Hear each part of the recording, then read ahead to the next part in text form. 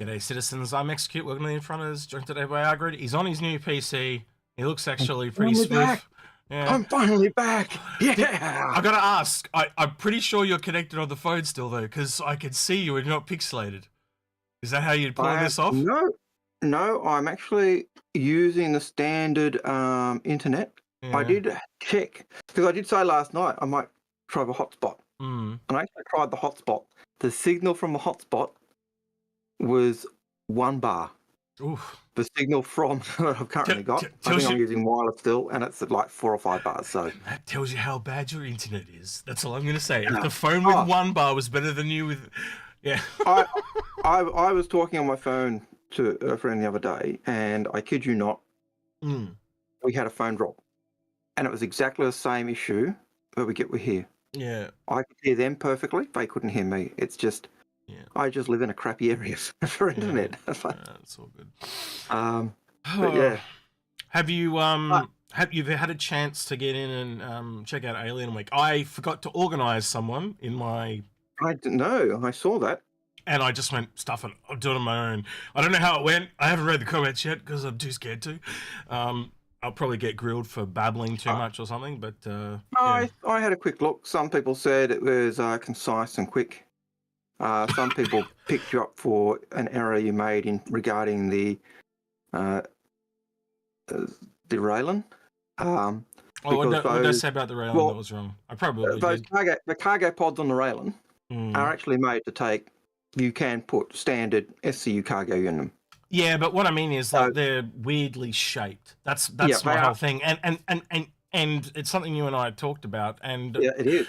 There is definitely going to be a thing, but going between different, you're going to have to, like, again, why are their pods different shaped and stuff? So I reckon there's going to be some kind of translation thing between their two species or whatever. Yeah, which is what would happen in real life, by the way. I think we might find it difficult going from, say, Xi'an cargo to UEE cargo, because if their cargo pods are made to fit those triangles perfectly, they'll be too big to go in our boxes. Exactly, that's my whole point. Will they go onto the magnetic clips? That's a different thing. Yeah, but it does raise that question, and that was one of the comments. Can you carry more cargo in Zion space because of the triangle ones, and less in human space because of the square ones? That's kind of what I was getting at. And that might, we don't know. That's one of those things that haven't been said. Yeah. But imagine you just take it that each of those external pods that are on and they're not really pods, because from my understanding on the Railen, those triangles don't come off. They're kind of external / internal storage, if that makes sense. It's kind of weird. It's kind of, you put the cargo in the pod and it's there. Yeah. So if I misspoke or said something wrong, that's what I meant, though. What Aaron and I are talking about here. So maybe I was just misunderstood. Maybe I got it wrong. I'll have to go check. So a couple of people said, "Hey, you don't really understand that those pods are supposed to be able to take standard UEC cargo." No, that's not what I meant. Yeah, that's definitely not what I meant. Yeah. And so, and it's easy to misspeak. Like I know if we'd been doing it as a twofer, we'd have clarified those. Algared goes into more detail. Say it isn't so. It's not so. It's not so. No. Algared's the detailed one. Algared's the detailed one. I'm the succinct one. The to the point. But that's why that's why we do it this way, though, because then you get two different perspectives. But then I'd have picked up that and said, "Hey, what you mean is." Yeah, exactly. Yeah. And that's what I mean. So. Yeah. It goes both ways. Like, and I know. Look, I know you often get grilled for talking over me. You often get grilled for talking over me, and you've often said when we met in person, there was none of that. You often used to think I was a rude bastard, and I got to be honest. I've often thought that. There are times I've thought that about you. Rude bastard, he keeps cutting me off. But we've met a couple of times. We've spent a whole evening playing Witcher, the board game, and we've also met at CitizenCon at a bar Citizen, and that was never an issue for either of us. So, not to cut you off, but we've got a hype train going on Twitch already. So we do. Yeah, thank you to Nova A42 and Arcane Danger for your subscriptions on there. And hey, Tom, hope you're doing well, buddy. Yep. Yeah, sorry, I could go. Please continue. No, that's okay. I'm going to pull this up to large. I haven't been on for so long. I forgot to pop out our chat, our video. He's got his screen back up and everything. I got my screen back up.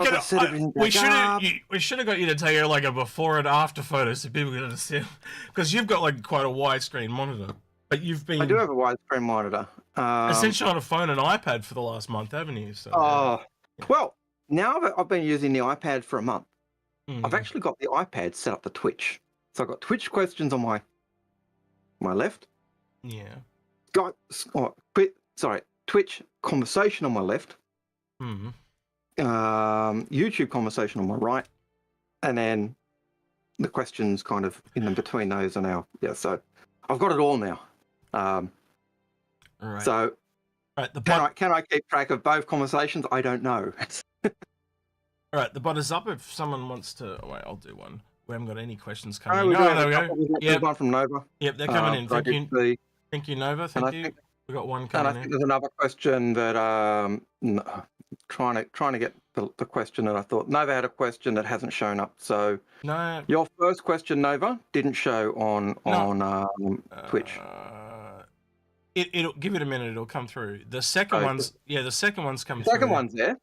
The first one hasn't popped through yet. So yeah. Yeah, maybe it might be something to do with And Arthur Vanderlei, thank you for that super chat. Good job. Yes, we agree. It's a good job. You've done a good job. So thank you for that. Never required or expected, but always appreciated. So what I'm thinking is because I went through and did Alien Week. Do you want to go back through and kind of? We won't do all of it, but well, I guess we can do all of it. But it'll be your take on the kind of alien ships, real quick. Well, that's not possible. I know what you're like. Oh, you don't know. I might surprise you. Yes, I would be very surprised if you were quick. That is true. This is very true. All right, here we go. Right. Oh shit! I got to turn your camera back on. It's set up for your phone. Hang on. You'll be on number 2. Wrong one. It'll be that one. There we go. Right. That's because number 2 was last time we were there. You had to switch it because we had someone who didn't have a green screen. Yeah. So that's how I've got it set up. So I've got Algared over there,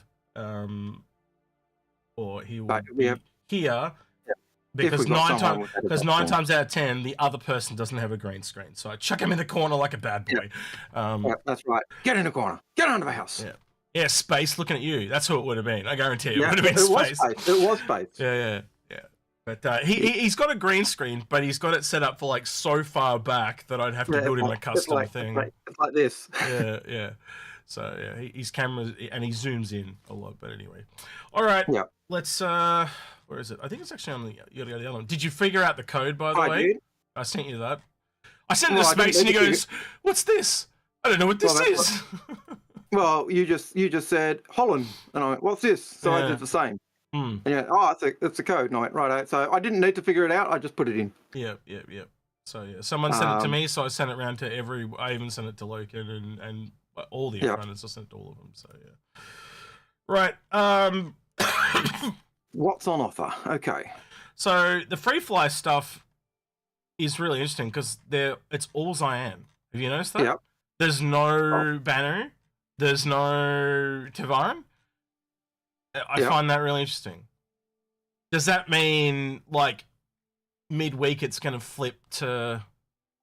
No, it just says Cyan. It doesn't say anything about the others. So I can. Well, even in that Cyan Cube and all the rest of it, they plug in as well. But technically, the Talons are not alien.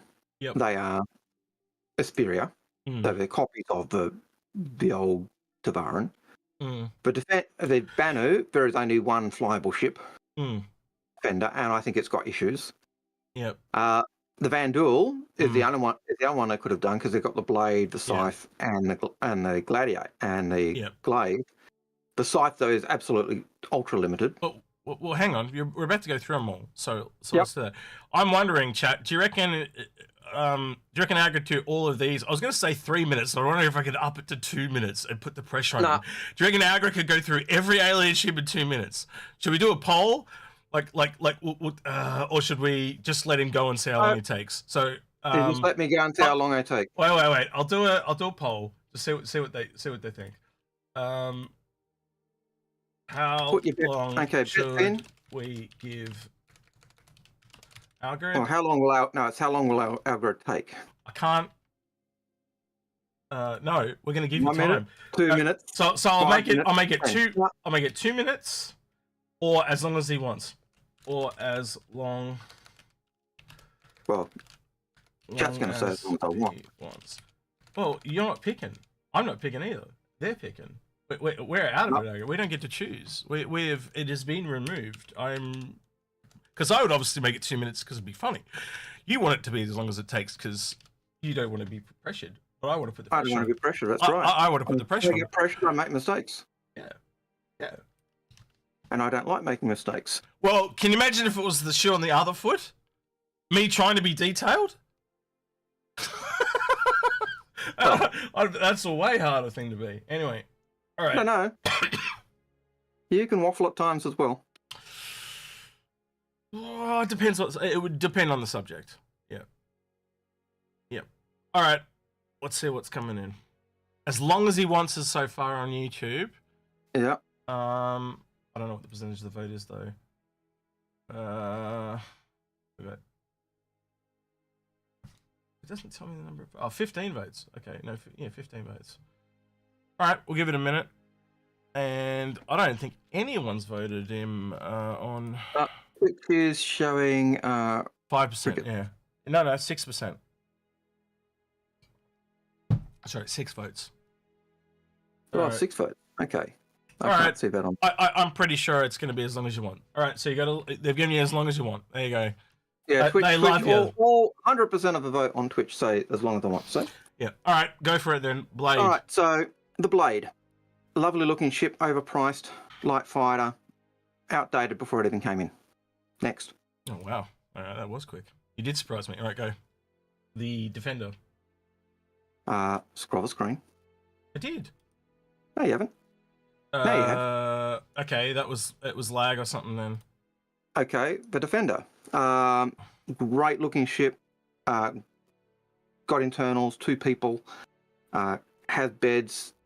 Doesn't really have a cargo grid, but you can use it as that. Used to have awesome weapons with a singe. They've been downgraded. How it will work with the Tavaran shields, not yet 100% certain. But another great ship, but again, overpriced. Do you want me to correct it, or do you want me to leave it to the end? Yeah, you can correct it. So you are correct. They did downgrade the guns, but they've now re-undone it. Oh, well. Yeah. And they did talk. A month of computer has left me. No. They talked about it at CitizenCon, and then they did it earlier on in the year. So they're kind of like charged now. You think of what they did with the Ares Ion, with the charge shot. They've done the same. So you kind of hold it down, and it fires at the end. So okay. think I don't know the timing, right? I've forgotten the exact timing, but say it's like 3 seconds. You hold it down, and you want to try and keep it on them as long as possible. Because if you think of it, that means you want to be further away, so they don't know you're shooting them. Yeah, that makes sense because it was always supposed to be a sniper ship. A sniper ship. So it was the Singe was supposed to be long range, zap them, really heavy damage, but hopeless at close range. So thank you for the super chat. Formerly Chuck. Appreciate it. Formerly Chucks. Another super chat. Never expected, never acquired, but always appreciated. Yeah. All right, Glaive, when you're ready. The Glaive is an upgunned Vandal Scythe. It's got 2 guns and 2 blades. Again, overpriced for what it is. It's the equivalent of a Hornet F7C, basically. It's their medium fighter. Next. Okay. Yep, Kato. Kartu Owl.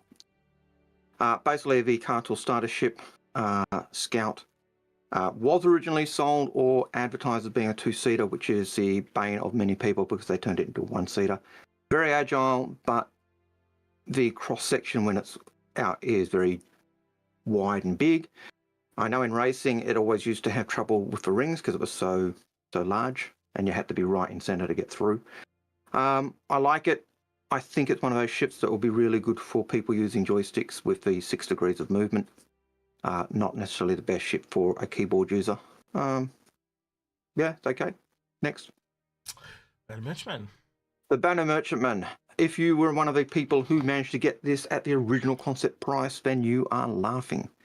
This is one of those ships that I think, if you can CCU it and get it down below, get it to around 350 or lower, then you're laughing. The original concept price, I think, was 250, but I think when I managed to get hold of it, it was at 350. But even at that price, it was still valid. But now, don't know. I can imagine, though, even at 650, when it goes into flight, it's going to be, being a capital size ship, it's going to be double that price. It'll be round and Idris, I reckon.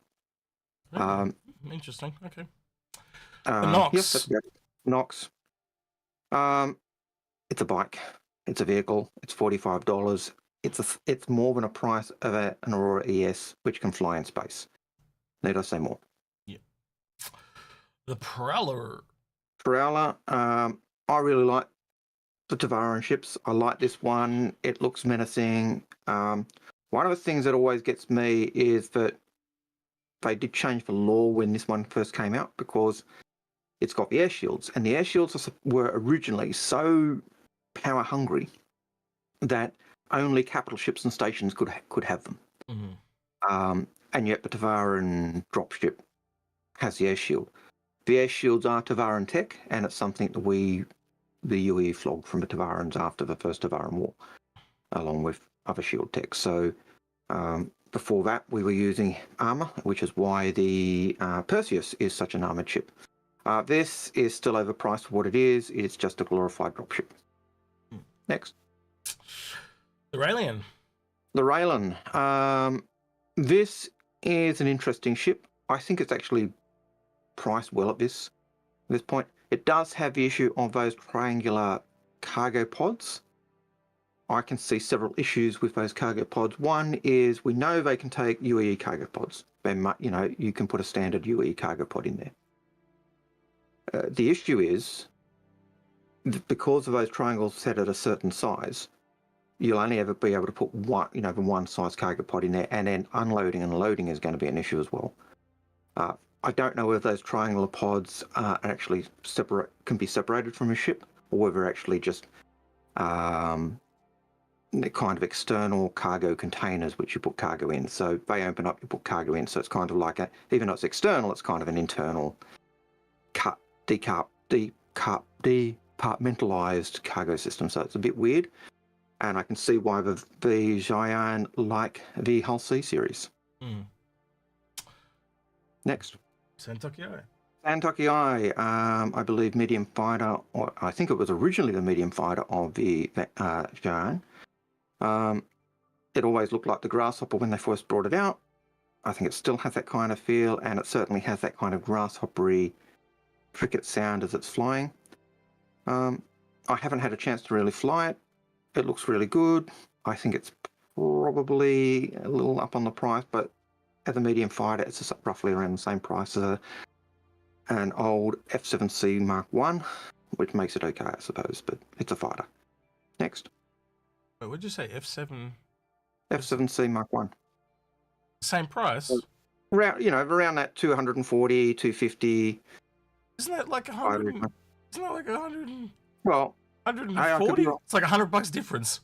Anyway. Okay, well, if it's $100 more, then it is the biggest ripoff ever. Yeah. For Syulen, this is an absolute dream for an alien ship. It's $70. It's a starter ship. It's got nice internals. It has a weird way of flying. It's probably the most unique ship that we've got in game for flight. It even usurps the other Xi'an ships, just because of the way you get in and then fly. It's a great little ship. It's probably also one of the most polished ships we've got. So, yeah, $70, good value, but it's a starter ship. Unless you're just getting in the game, you probably don't need it. Next. Right, the Talon. The Talon. it's a legendary, as it says, legendary skirmisher of a Tavaran war, but it's from Asperia. They make copies of ships. They use original parts and also manufacture parts that they can't get. So this is, even though it's built on the Tavaran model, it isn't actually a Tavaran ship. It's a human take of a Tavaran ship. It's kind of built to their specs, but then it's also been updated to fit with the UEE safety regulations. 115, I think for a light fighter, it's overpriced. But I love Tavaran ships and I love the style. How much do you think it's overpriced by? I reckon it should be the same price as Syulen. You know, the light fighters. Really? $90. Yeah, well, same price as an arrow. Okay. An arrow is $90. What about, well, why is this 115? Sorry, how much did you say the arrow was? Well, the arrow's $90. Arrow's 70. Arrow's 75, and the Gladius. Okay. I know. The Gladius is 90. That's it. Yeah. So, you know, if the arrow's 75, this should be 75. That's, you know, 25, 35, $40 alien tax. Ditto, same thing. Yeah, I think. I know I'm trying to let you do it here, but I'd say this is internals. This does not. Yeah. 100%. Yeah. It's a light fighter. You know, the internals of the. If it's got internals, you're going to be able to access any of those components that are inside and do repairs without having to don your suit and go out. Light fighters, you know, yeah, like again, it's $40 more than an arrow, and even if the arrow was not, it's still $25 more than a gladiator, not a gladiator, a gladius. That's insane. All right, actually, you did that pretty quick. Pretty well done, and I agreed pretty much everything. I don't think there was anything I really went, no, he's correct. Well, I corrected you once, so yeah, or twice maybe. Yeah, a couple of times, but. They're all small niggly things. And as Chris said, you know, Chris says in chat in YouTube, I love the Talon and the Talon Shrike at the price, and he's right. You know, they are gorgeous ships. I think the tails on the Talon also make them bigger. That, you know, because of the long tail on them, which doesn't seem to have any value at the moment. But that makes them even larger than an arrow. Yeah. So you've got a larger ship for $45 more. Yeah. Yeah. Yeah, I think it's just that they've essentially said as they get their gameplay, their prices will go up too. But I'd say the Syulen's already got its gameplay because it's got the cargo on it. Doesn't mean it's going to go up when the cargo system fully comes in. I hope not. Yeah. I hope not, because yeah, and as Chris says, I can't say the Talon is 50% better than an arrow. 100%, Chris. 100%. Yeah. Like that's the problem I have with the Talon. It's way overpriced. But with the Syulen, I agree with you. I hope it doesn't go up because I think it's perfectly priced at where it is. You look at the Auroras at $45 for the most expensive one. You're same with the Mustangs. It is a starter ship. It's not an advanced starter really. It's just a starter ship. It's a cargo hauler. And a light cargo hauler at that. I actually kind of said it was when it came out, it seemed like good value. But now that you are right, now the Syulen's out, I'm sitting here thinking, going, yeah, he is actually right, because I compared it more to the Gladius a lot, and kind of went, yeah, you've got like $25 on it. It's not so bad compared to other alien ships, and I kind of said it's probably third best. But now also, when I really think about it too, I didn't put the Railen in there, and I'd have to say it's probably the fourth best, falling behind the Railen, really. But yeah, and you're talking the strikes, or you're talking? I'm just talking as like the good alien ships. I'd be kind of, and I'm not doing this in. I still kind of haven't sat there thought about order between the Banu Merchantman and the Syulen. I guess the Syulen would win just purely based on access, as in it's cheaper. But so it's probably going to go Syulen, Banu Merchantman, Railen, and then the Talon, as in the top 4 good ones. And I wouldn't recommend really any after that, because they just get too ridiculous expensive, or they are not very good. When you're looking at the Banu Merchantman, you are looking at a multi-cruise ship. Yep. So if you're someone who doesn't want to do multi-cruise ships at all, you don't want a Banu Merchantman. Now, even with a Banu Merchantman, I still expect a solo person with AI subcomponents, giving you automation, and NPCs, you would be able to run that ship. Not as effectively as you could with people play, but you'd be able to run the ship and survive. You'd be able to make profit. But it's a multi-crew ship and it's a big ship. You're comparing a Banu merchantman and a Syulen to, it's like taking an Aurora to an Idris, or a Terrapin to an Idris. It's just, they just don't compare. So yeah, I'd say definitely the Banu merchantman is number one just because it is so big. But if you're looking just for the price value against all those ships and the usability. So did you see this, by the way? I did see the paints. No. That specifically, the mega pack. $195 for every alien paint in the game. That is loco. And I know it goes down to 137, but again, you're locked in. You can't get rid of the ones that you hate and stuff like that. And I would argue if you went and brought one skin for every ship, every alien ship, it would be cheaper than that. Yep, it should be. And unfortunately, that's the type of thing that gets tacked onto that pricing and gets tacked onto those big packs that have all the skins in, which makes the only good thing is I know that the updated now, Pete, at the end of the year, it's not going to be 195 because half those paints are already in. Well, Pissball Pete was on stream, and I watched him have a look at it. This, and I've looked at the other ones. This is the only one that I think that's actually any good. And like I said in my review, I suspected it would lose the rock and stone look, and you can even see it a little bit there in the image. It's got the writing. I've got to go onto this screen so check. See, the writing underneath. So it kind of looks a bit weird because the writing's not highlighted. So that's probably the only good one. But I'm going to be honest, I much prefer the Concierge one. I still think the Concierge one's the best one, which is just the default, but like a little extra highlights and stuff.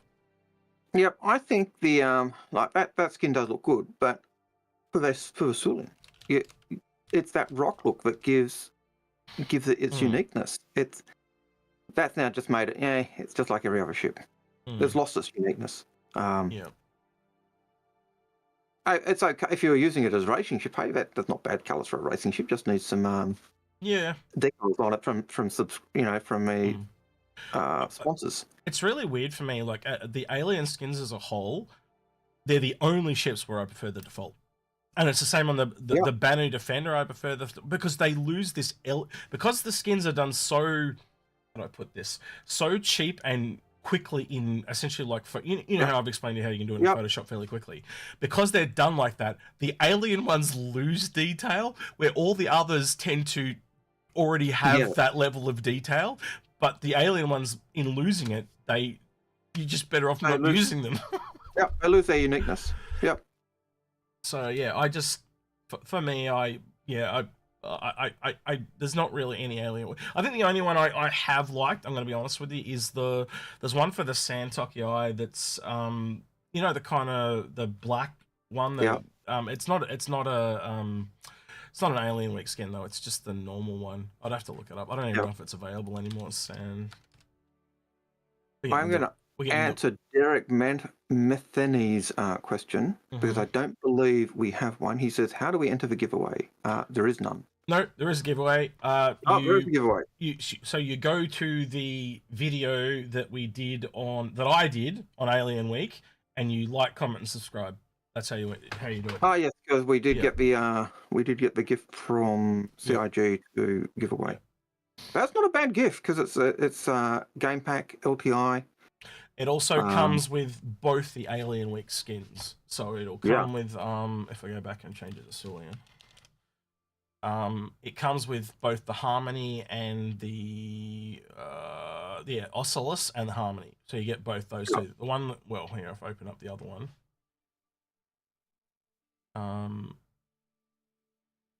It comes with that one and the one we were just showing off. So you get these two essentially. They can keep them.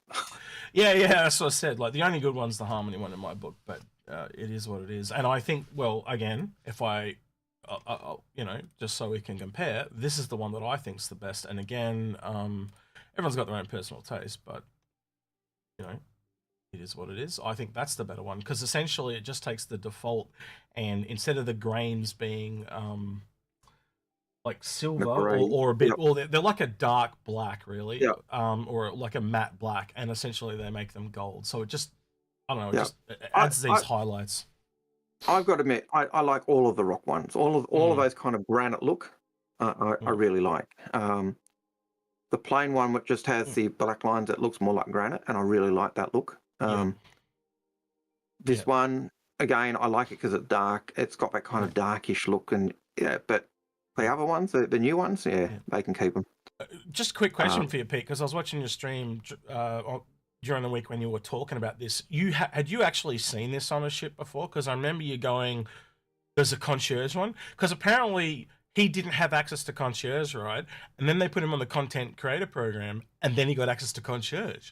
I found that extremely interesting because that was something I didn't know. Did you know that you got concierge access when you became a content creator, Algared? I didn't know that. Oh, no. Because you and I already had it, so it was like, oh, okay. Yeah. So I'd just be interested to know, Pete, like, had you seen it before, or had you only seen it on other people's? But anyway. Right. Should we take a question or two? We don't have that many. 1, 2, 3, 4, 5, 6, 7, 8, 9, 10. We've got about 11 or 12 questions. So yeah, get your questions in. I think I've seen a few others pop in, but they haven't come through yet. So. Oh wow! Okay. No, he actually got concierge from spending £1,000. Crazy. Welcome to the club, man. You're officially a whale now. Yep. You're a minnow, but you know, or a dolphin, but you're a whale. All right, first question from Nova42, which is actually the second question he asked, which is what's with the Eclipse and the M2 will bond CCUs during Alien Week? And that's why I opened that one that I completely. Hang on, I did open this because I was preempting this question. Where the hell did I do it? The ship upgrades. So he was saying what Eclipse? So the Eclipse and the M2 will bond CCUs. $25 saving is not too shabby either.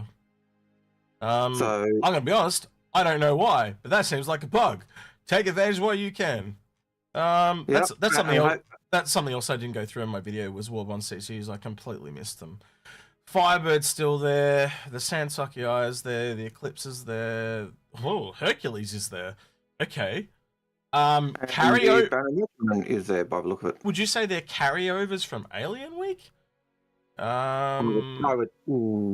not too bad. Say 50 on the Banu Merchant, man. But that's it, yeah.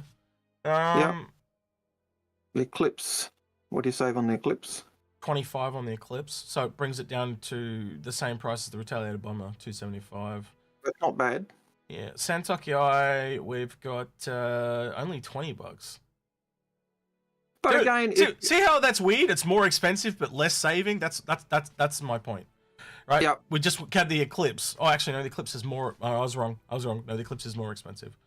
But any of those Warbond CCUs that give a discount, we look at them and say, "Oh, that's no good."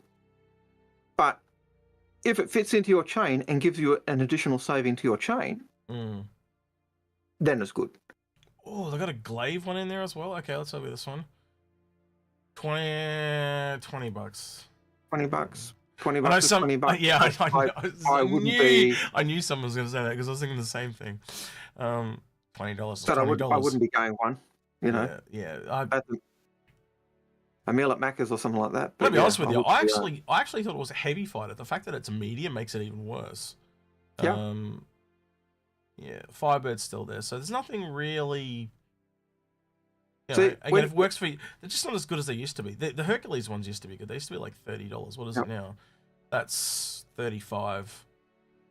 But the ship has gone up, and price. I'm pretty sure too. $521 is that is a hard pill to swallow when the Ironclad is out there. Now I know it's at a concept, but $450 and it does more. I know it doesn't do the vehicles anymore in one variant, but you could also track the beam out the top if you really had to. Yep. So I don't know. There is some give and take there as well, and obviously the variant is more like the assault variant, and the assault variant is 535. So it's taking that's why I think it went up in price, by the way, because they knew it was going to trade too much on the M2.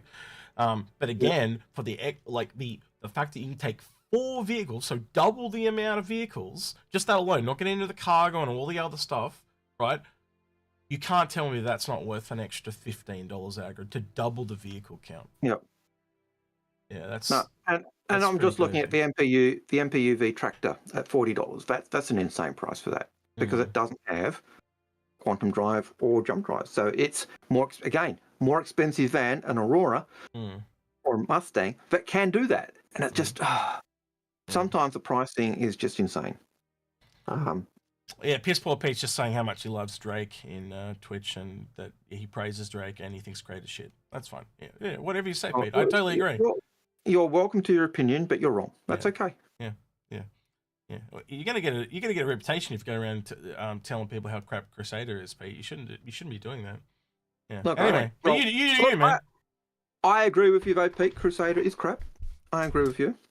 They don't like equipping HD weapon. They don't like custom dynamic weapons. They actually do things like pair it with Aegis or whoever it is to build ships and horrible things. It's just not good. They're just hopeless. So, but yeah. Anyway, so next question. Macamira says, when are we getting a video of your thoughts on the Ironclad after the Q&A? Probably this weekend. Actually, I had organised it for this weekend. And I've invited Grim to join us, and so he hopefully he is available tomorrow. I think it was tomorrow. I will double check with Grim after the stream. Please remind me. Or chat. I will try to remember. Yeah. Chat remind us at the end of the stream if you remember, because we're hopeless. I'll message him now. Otherwise, I'm going to forget. Hold on. So you do the next. Yep. You do the next one, please. So the next question is Joshua. Joshua AV says, Railen with news at Alien Week's end. All right, I'm going to have to read it. I missed that. Read it again. Joshua says, Railen with news at Alien Week's end. I think he's still, because I said maybe they'll talk about an ISC, but I've realised that apparently ISC is back on the 20th. So my thought was maybe that's the end of Alien Week, and maybe they'll give us some updates to the Railen and some other alien ships, maybe the Banner Merchman or whatever they want to do. Yeah. But I think you would agree with me. This is what I said in the video. I said I don't think we're getting a new ship or a concept, because it would have been front loaded at the start of the sale. I think you're right. I think if we were getting a concept ship with a new alien and a new alien concept ship, which I would have loved to see, I think it would have been the thing they were pushing along with the skins and everything else, and they'd been saying, "Hey, this is a new ship, get it now while it's hot," And if it was a straight to flyable ship, we'd have done the same thing. Yeah, ride that hype wave, so to speak, and create it. And create a hype wave, which is really weird, because, let's be honest, this is now the 3rd year where they haven't sold anything alien. And let's be honest, if you had to go back and rethink it, would you have sold the Syulen at AIE or at Alien Week? I'd have sold it at Alien Week. Exactly. It's really weird. Why wouldn't you hold it? Well, they knew it was a starter. That's probably why. Yep. Right. But my thing is, why wouldn't you hold it over until Alien Week? But obviously they just went, it's a starter. That they seem to sell all their starters at that time of the year, because that they know their analytics, obviously, right? And you tell me, but I think they have more people turn up for the AIE than any other time, and so they've just learned that there's more new people that are around then because of that holiday season, so they sell starter ships around that time. Look, I think that the 2 times they sell where they sell ships, and the big times they sell ships, are Invictus and Alien Week. And IAE or CitizenCon. Well, we can IAE is clearly the bigger one, So yeah, but we can argue Alien Week really is a part of Invictus. It's just a holdover. What is it like? Yeah, it's kind of a tack on, isn't it? It's kind of a, but yeah, it just doesn't. But even Invictus seems to have more hype than Alien Week. Alien Week kind of goes.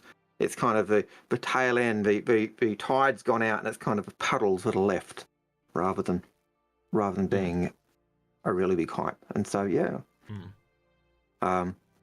Okay, so Nova 42 says, what's the most fairly priced alien ship?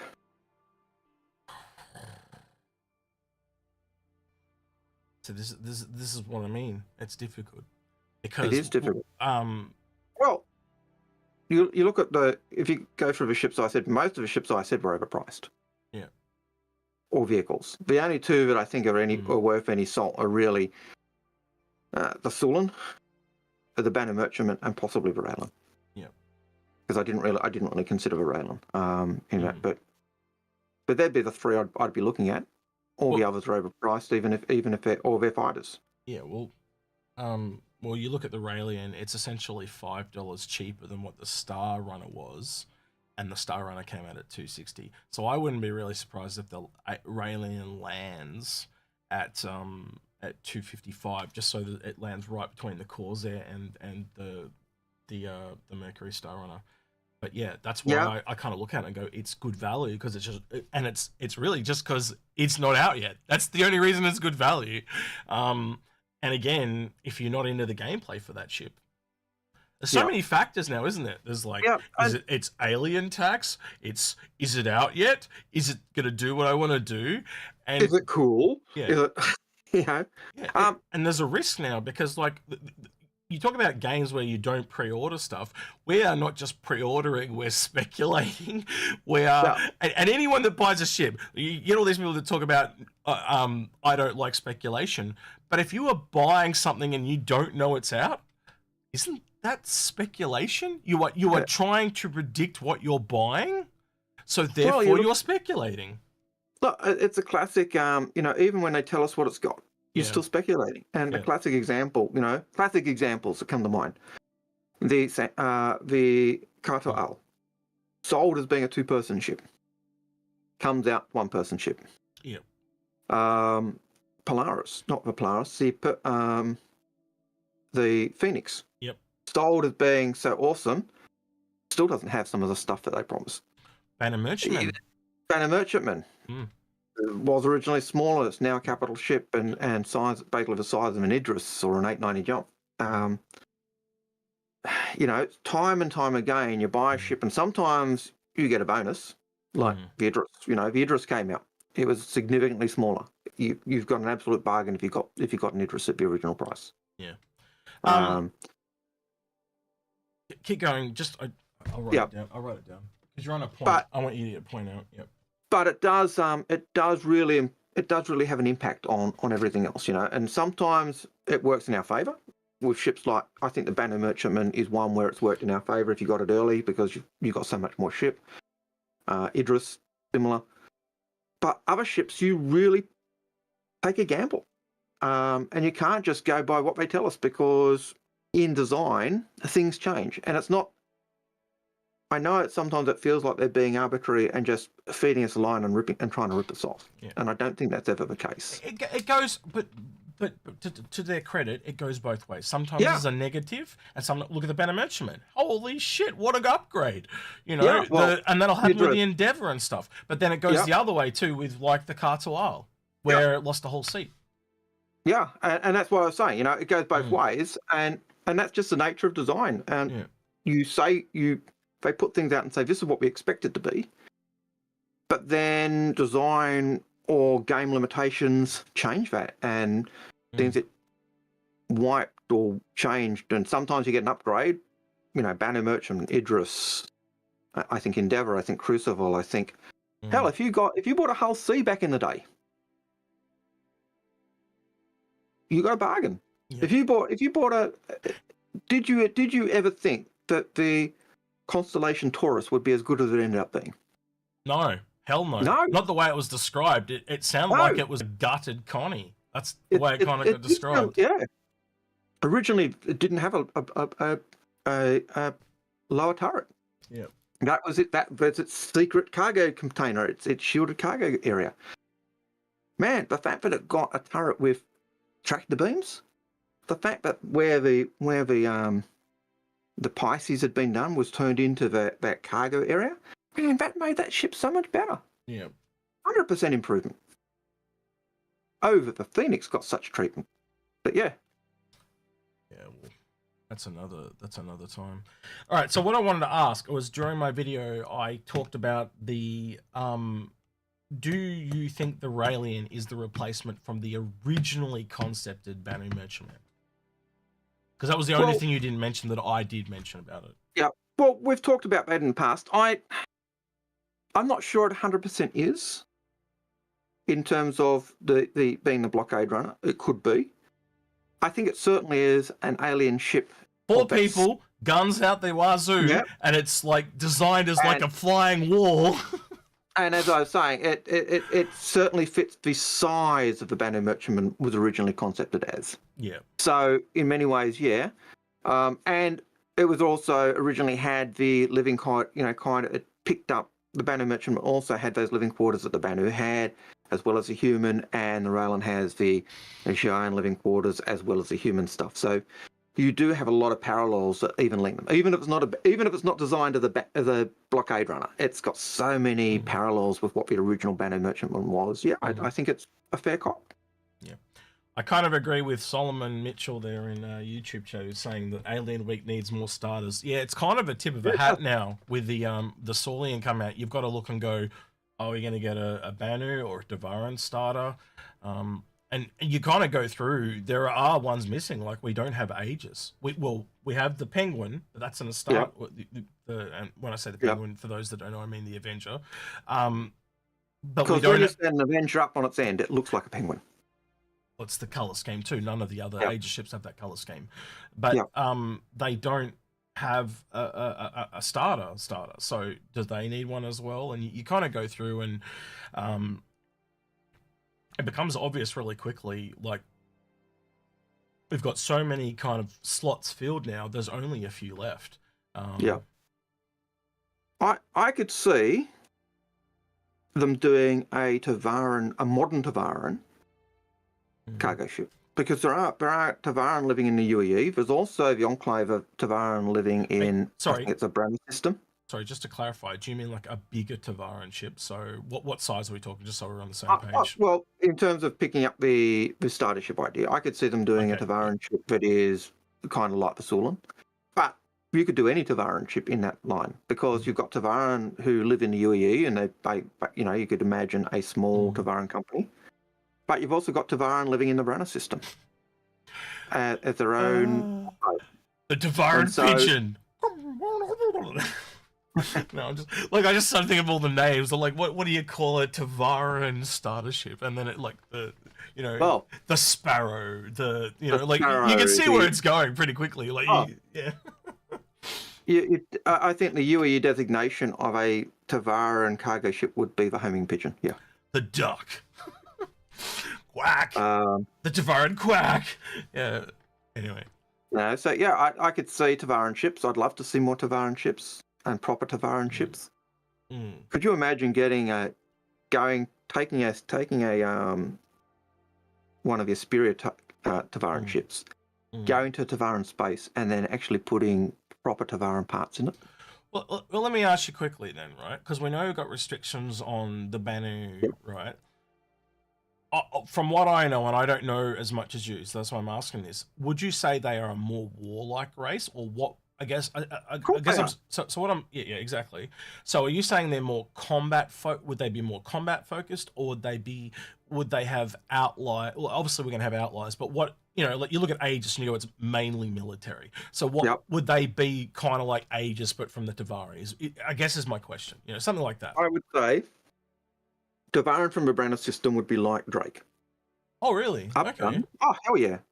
Well, if you read the lore from Letters Home, of a letter home. So like a high quality Drake? Is that kind of what you're going with? I'm not, from the Banu system, I'm not even sure it'd be high quality. Okay. Because it's an independent system. So they're outside of the UEE, kind of an enclave where the... Oh, you're talking... No, I just mean overall Tevaran, not just that little thing. If I was looking at straight up Tevaran, they would definitely be more combat orientated, yeah. So you're saying because... So the actual Tevaran ships would only be able to be made by that enclave. Is that what you're kind of essentially saying?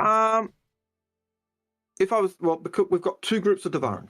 present. We've got Tavaran who live in the UEE, and we've got Tavaran who live in the Enclave. The Enclave are very militaristic. They hate the UEE and they push it. And you can pick that story up for a couple of stories that came out.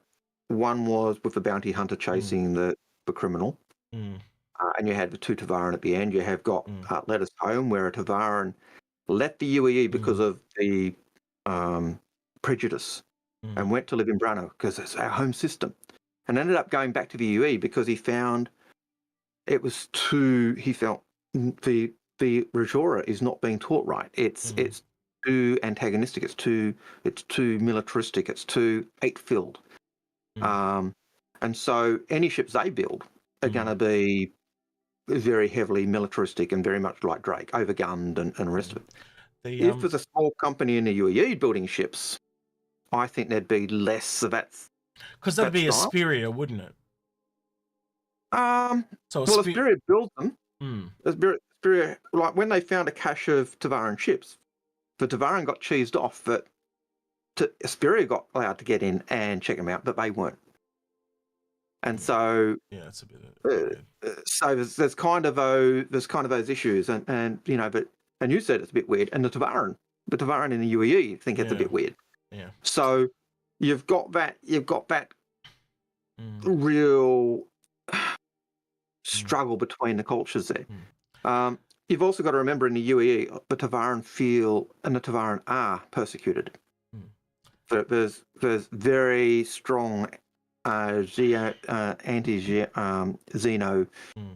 tendencies in the UEE even now. Even though, you know, so Xeno threat do have a lot of appeal to people in the UEE. So on Twitch, Akeisha and Monster Avery are saying that they should call it like a Tavaran emu to scare the Aussies. I will repeat that and say the one that I would pick would be the cassowary. Look up the cassowary. Way more scary than the emu. Yeah, you think the emu is bad, and the emu, okay. So we've lost 2 wars against the emus. Man, cassowaries regularly kill people.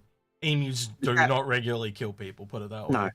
No. And the cassowary's got all these very flamboyant colors and stuff, so it would kind of work with the alien ships as well. But yeah.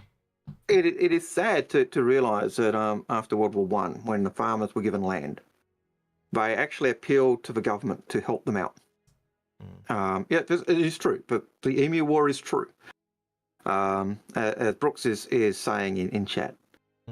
But the vets asked for help from the government and the military, and they were given machine guns, and they found that it would take basically a clip, a whole round, a whole belt to take down emus. They'd shoot them and they'd keep coming. They just couldn't cull the numbers. They would So they actually gave up. They lost the war. So the only country on Earth, I think, to lose a war against animals. Yeah. Undeclared war, but sad but true. Here's an interesting question from Hook. Real quick before we go on, I just want to show you this. So you can see what we're talking about. This thing is a psychopathic dinosaur bird. That's a cassowary, right? So you can almost tell that it is in a similar family to the emu. You can tell just by looking at it, right? Well, a bird given, but you can see. But think emu, but it's essentially like what they call the dinosaur that used to ram with the thing, the Friar Tuck dinosaur. If you watch Jurassic Park, it's essentially that crossed with an emu, and then it's got the colors of a turkey. So it's kind of got like the blue and the red and stuff like that, and everyone runs up to it thinking it's like this really friendly thing, and it is hyper aggressive kill you bird. And it kills people regularly, mostly tourists that think it's really pretty. Henrik in YouTube chat says Tavaran right there. Yeah, 100%. And that I have Brooke Willis says they sound horrifying. I've never heard one, but they look terrifying. Yeah. They look like an emu on steroids. Look, they've even got the turkey. Gobble gobble. Gobble gobble. Yeah. So yeah. But But like that kind of puts in perspective. Look at the fin. That thing is big. That's bigger than its actual head.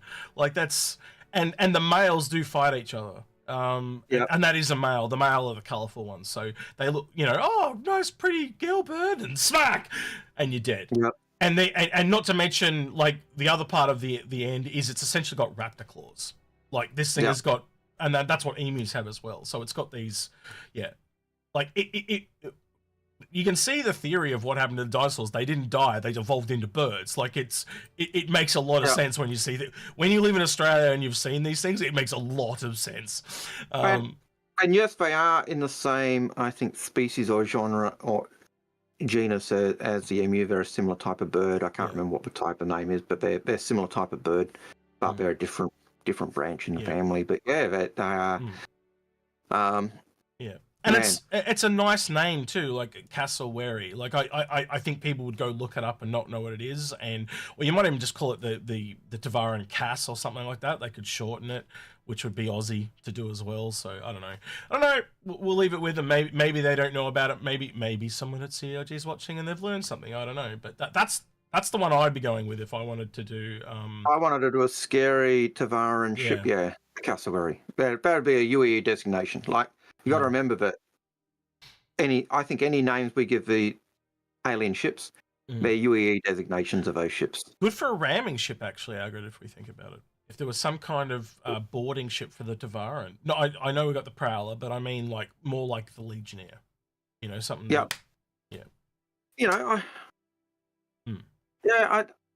I'm not sure that's more their forte, although they do. The way I read them in lore, they do come across like Klingons. They're the race that like getting into hand-to-hand combat. There'd be if we want to fight the Vandal, you want a squad of Tavaran fighters on your team because they've got that reputation of being savage fighters. And you see that in any of the lore you read. I wonder if they have any natural things like they can like glide or something like that. That'd be kind of cool. So yeah. All right, so the next question is from Hawks. Hawks 2005 says, could the Holland be a new ship? No, I haven't seen the translation, but you get a coin. So if you put the code in, you get an alien. What do you call it? An alien challenge coin. Yeah. Yeah. So, it'd be not. Look, it'd be nice if it was. Yeah. I did see a comment in chat talking about a Crusader ship, Crusader starter ship at IAE. But I think the starter ship we'll get at IAE will be a new RSI ship, just because it's an RSI focus. And coming out with a Polaris, like it's gotta be RSI. Like, Lisa Squadron 42, Robert Space Industries, RSI, Polaris, starter ship. Like it just all kind of makes a lining up kind of sense. And if it is a Dorito style starter ship, again, it makes sense because you've got the Polaris, the Perseus, and the Galaxy all being done roughly in the same family of ship time. They're all Dorito ships. So if starter ship's a Dorito ship, it would make sense as well. And being that advanced starter, it's like one step up from the Aurora, so it's showing as like an upgrade. Like, I agree with you 100% if that's what you're getting at. So so it'd be nice if it was something other than RSI and a different company that needed a ship. I don't think Crusader really need one, although they don't have a starter ship. Nova 42 also hinted the Zeus as well. That's coming as well. So that's just another one to add the lineup. So it's like, and then the Perseus, we know, and the Galaxy, they've already started work on the Galaxy, obviously. They could hit us with a massive surprise like that and go, oh, here's the Polaris. Oh, by the way, we just happen to do the Galaxy as well. You don't know what they're going to throw at you. Now, I don't want to get your hope up, right? But that could be a thing that they do, where they go, that's why we did them in tandem, because here you go, like, we're able to pop them out, but don't, that's a hope. It's not fact. But we don't know for certain. We're guessing. We're saying what we think. Could be a Crusader ship. Could be, they could do anything else. But it just seems you do things in a family. And because you're developing that design language and everything else, you can train people up on that. You can say, okay, now you've done this and you've seen everything else, go and make this one. It just seems more efficient. Yeah. I don't know whether it is. But to me, it just seems more efficient. I saw a question. Jez MCM on YouTube says, where did it go again? I've just lost it. It says, wonder if personal shields could be a thing for Tavaran, like Halo Elites. I would like to see that. Because of the way shield tech was Tavaran, it would make sense for them to have personal shields. Yeah. So I could see that. You know, they had that tech. And it's the only reason I can... So quick question, sorry, just on the personal shields. Do you see that as like like 360 around, or is it more like a Naboo shield where it's on their arm or something like that? Because I wouldn't give them the full personal body shield, but one that's, well, again, don't they have those things that they can push and it's in a direction? Yep, they do. Well, the Tavaran shield, the phalanx shield. Yeah, that's the one, phalanx. One where they shift it to... Yeah. So if they had a personal phalanx shield, totally with you. If it's 360, no, fuck off. No, that's no. I could see both. I'd expect the phalanx shield to be stronger. Yeah. Like if it was a personal, right shield type thing, I'd expect it to be stronger.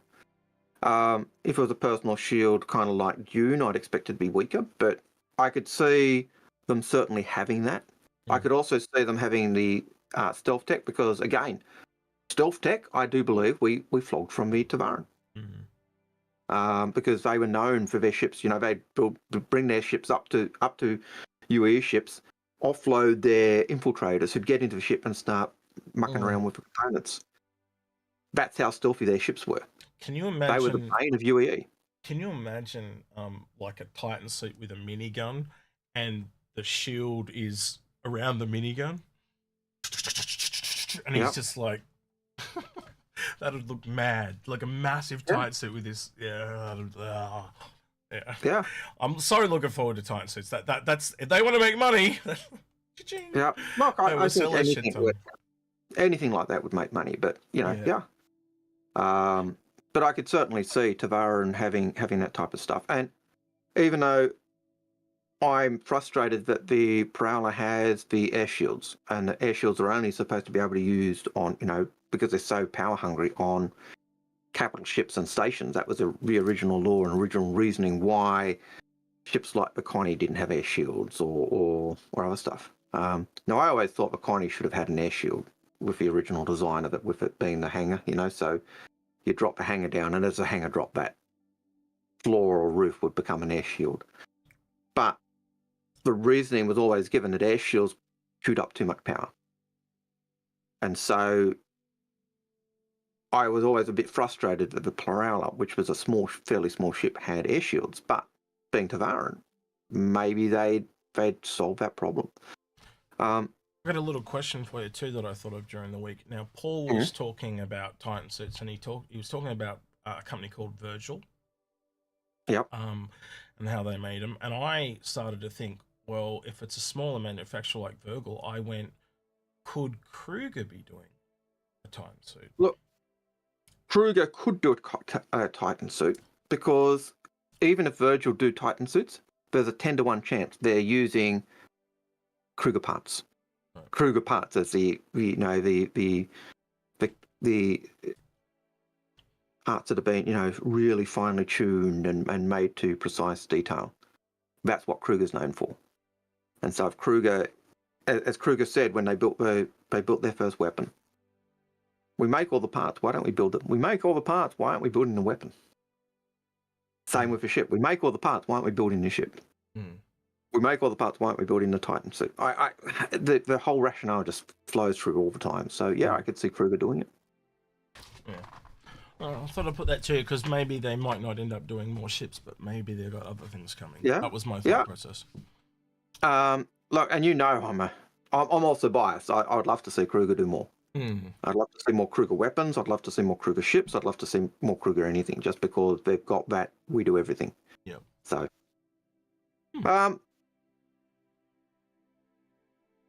I wouldn't mind, to go back to Hook's question, I wouldn't mind Holland being a new ship, but again, we hadn't heard anything, and we have only heard of Bitcoin, so I don't think so. Nova 42, is the focus on one alien species usual or par for the course for Alien Week? No, it's not. No, I think it's the first time we've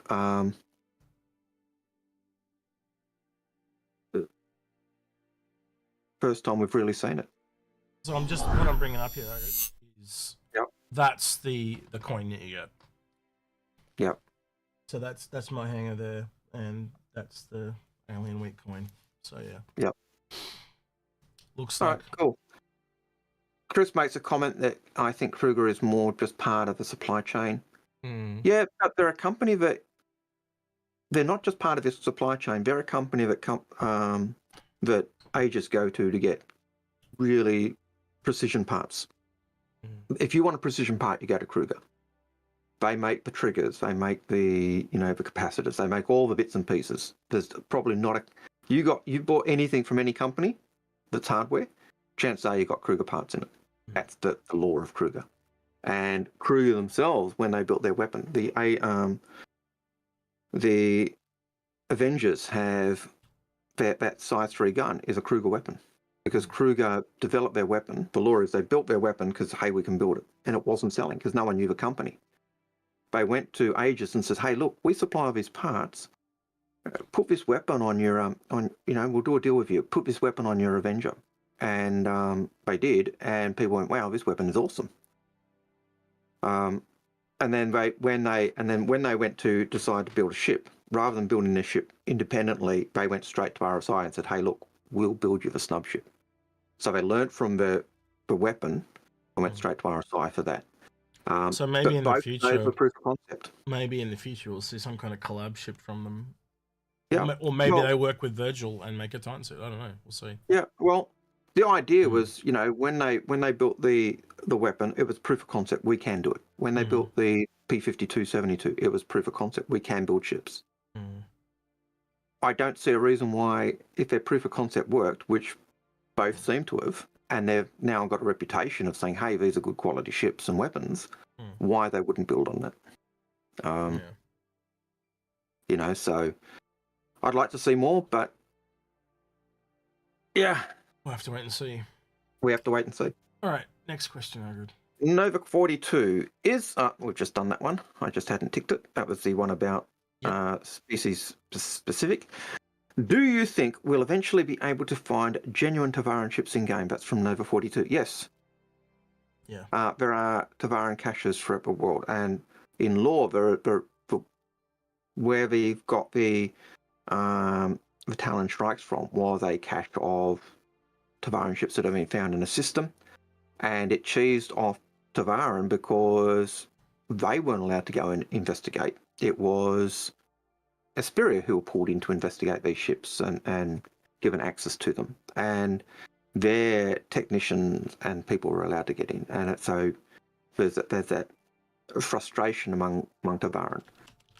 Paul's often said there's a third Tavaran war coming. Absolutely, 100% agree. And that Tavaran war is not going. I don't think is going to be Tavaran versus UEE.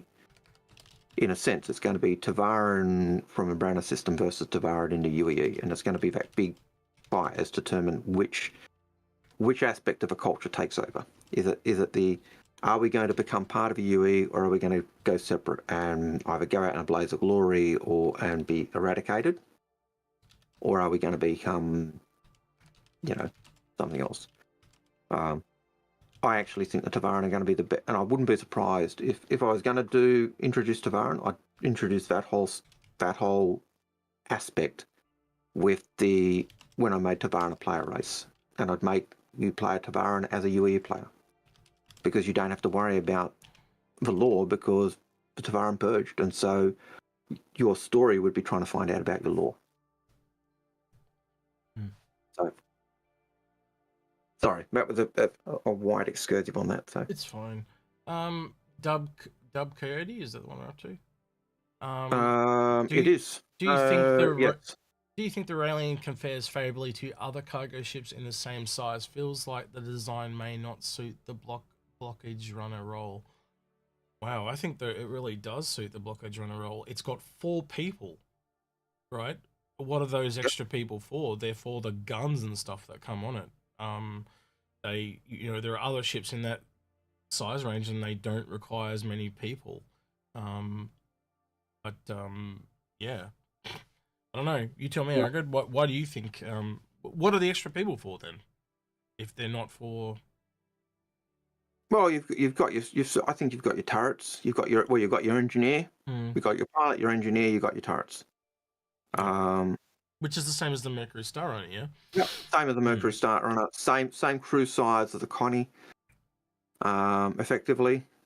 So yeah, I think it compares with those ships. Does it make it to the blockade runner? Well, it may or may not. But I think it certainly fits within that size of ship. Whether the cargo capacity is the same, I don't know. I haven't really looked recently. I'm not going to try and guess. We can do that. Let's look it up. I'll forget that. What is it? Railen.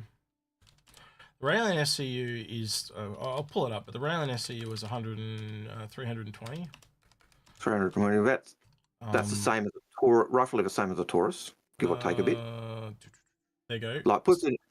Starts in 320. Yeah, 320. That puts it in the same ballpark as a Taurus, I think, because I think that's 180. No, doubles the Taurus. Well, Mercury Star Runner is 114, so it's almost, it's in the neighborhood of 3 times that. So. And that has more than the Connie and more than the Corsair. Yeah. So, it dwarfs those. So it is actually better than it's actually above a Corsair, Connie, and a MSR. So 168. So it's almost double the Corsair, the Taurus. So it really does have a lot more cargo going on it. Yeah. It's probably a better competitor to a Hull series. Is what you really want to look at. Hull B, I reckon you'd be going. Let me double check. As a starter ship, I'd expect it to be around that. Well, as an advanced starter, because I think that's basically what it is. No, it's one above an advanced starter. One above, so 1,024. So it's got 3 times as much again. Let's check the Hull A then. Maybe it compares to the Hull A was 64, wasn't it? Yep. And I'm going from memory. Yep. No, you're right. You are right. So it is a little bit in a league of its own in that, just in the cargo, but I wanted to look at I specifically want to look at the shields, but I don't want to do it on the main website because it's a piece of shit. Let's have a look at no, wrong one. Wiki. What does the wiki tell me? Yeah. Thanks, Bola, for confirming that it was 64, and X already confirmed it for me as well, but it's nice to know my memory was good on that. So that kind of tells me what I was talking about. Large shields? Yeah, size 3 shields. That, just to put that in perspective, that's the same as the Redeemer, right? Yeah. And it's got 2 of them, which is also what the Redeemer has. Yeah. And it's also got 2 shield, a shield emitter as well. Yeah, so it's got a shield emitter and 2 large shields. They're all large. Yeah, they're all size 3. And that's what made me think it was a blockade runner, because it had way bigger shields. And 2 coolers. 2 size 3 coolers. So it's got massive coolers, massive shields. Yeah. I think that's actually larger shields than a Connie. Let's find out. I wouldn't be surprised. I think the Connie is a size 2, aren't they? I am not the stats guy. Stop asking me shit that you should know. That's your shit. I haven't looked for ages, so but my gut feeling is, Do you want me to do the Taurus or just the Andromeda? Anyone will do. They should have all be about the same. Where are we going? Shields. Shield generator size 3, but only 1. Yeah, so it's got double the shields essentially of a Connie. Yeah. And the Connie, that's an Andromeda, and that's a gunship. So yeah, so I've forgotten a lot of this stuff, but I essentially boil it all down and just remember the last bit, and I just remembered it was. That's why I labeled it as blockade runner. Yeah. It's certainly got the shields to be able to punch through, or absorb stuff as it's running through. It's got a lot of forward firepower as well. Wait, someone's saying the Hull B has 384, but when I looked up the Hull B, it didn't say that. It said 1,024. Is that old or new? Oh, shit. Let's open the wiki and have a look on the wiki one. Because maybe, yeah, so this one says 380. 384. Okay, so whoever wrote that one is trying to upsell his thing. Because it literally was for Someone selling Star Wiki fandom. Based on concept had 1,024. Where does it say SCU here? Cargo. Oh no, it says 384. No, yep, I take it all back. It is comparable to the Hull B. Yep. So Yeah. I was misled. That makes sense. Yeah. So yeah. So yeah. So and I think so. You look at the Hull B in terms of cargo, but you also look at the shielding versus a Hull B and crew quality of a Hull B, and I think you're right. It does fit more to a blockade runner. Would you say combat it's style? Probably a bit more like, I know it's not true external cargo, but I would say being in the pods is probably a bit more protected than normal cargo. Yeah, well, it's certainly more protected than a Hull B's cargo. Yeah. So you've got the cargo in a pod, even though it's external, it's kind of in a protective casing, so it gives it more protection. And Bruce Warren, thank you for that $20 super chat. He says, Execute, by the way, you presented well in your solo effort. Algared, welcome back. Oh man, Hurston, and nice to be back. Oh, it's so nice to have a screen again. Oh, thank you for the kind words and the super chat. Yeah. Yes, absolutely. Oh, and as I always say, always appreciate. Never expected, never required, but always appreciated. Yeah. So I know I've really undenied on the Railen a lot. It is one that I'm looking at quite a lot because I don't know. There's just something about it. But like when I already have a Banu merchantman, it like it's not something I need. It literally becomes a want. And I try to be a bit ruthless with myself and cut a lot of things. So and I don't know. I struggle with it. I've got the CCU. I'll just sit there and wait. Same thing with the Ironclad. I got a CCU and I sit there and I wait. But do I need more cargo ships? Technically, I don't. And I'm going to be honest. If I had to look between the Ironclad and the Railen, I think the Ironclad the better value, but I think this is going to be the harder to get though. Yeah. And you compare this to say the Banu merchantman, and they don't really compare. Like this is Hull B versus a Hull E or a Hull D. It doesn't compare in terms of So yeah, it's one of those hard things. It's a smaller crew requirement, different gameplay, different styles. So what is that? Cole's largest cargo ship I own is a Hull E. Yeah. Will I ever use it? I have no idea. Yeah, the Hull E is a scary concept. Yeah. I just remember those discussions you and I used to have with Hayes, and the way he'd talk about what he wants to do with it. I'm like, dude, you are. So he was wanting to do like essentially like what would you call it? Like he wanted to have cargo logistic chains, but he wanted to have like 10 of them in a row, like a camel across the desert type thing, but with Hull E's, and just have them going across the system. I was like, that is insane. Like, how much cargo would that be? Like wow, a convoy. That's it. The word I was looking for was convoy. Convoy. And he'd look at I think he was looking at using the Banu merchantman as kind of the escort vessel rather than an Idris, because you had the similar firepower, similar size ship, but it was also cargo. Yep. Well, it is a lot more now with the hangar too. If you could land all the ships in it and refuel and rearm them as well. So yeah. Would I like to self-load my Hull E? Hell no. You're insane if you're going to self-load a Hull E. That's my thought. Well, you've just. What about Execute? What is your largest cargo ship? Probably the Banu mentioned. Well, it'd be the Kraken technically, I guess, or the Banu mentioned man. So take your pick, but yeah. I think the Kraken's probably bigger. But I'm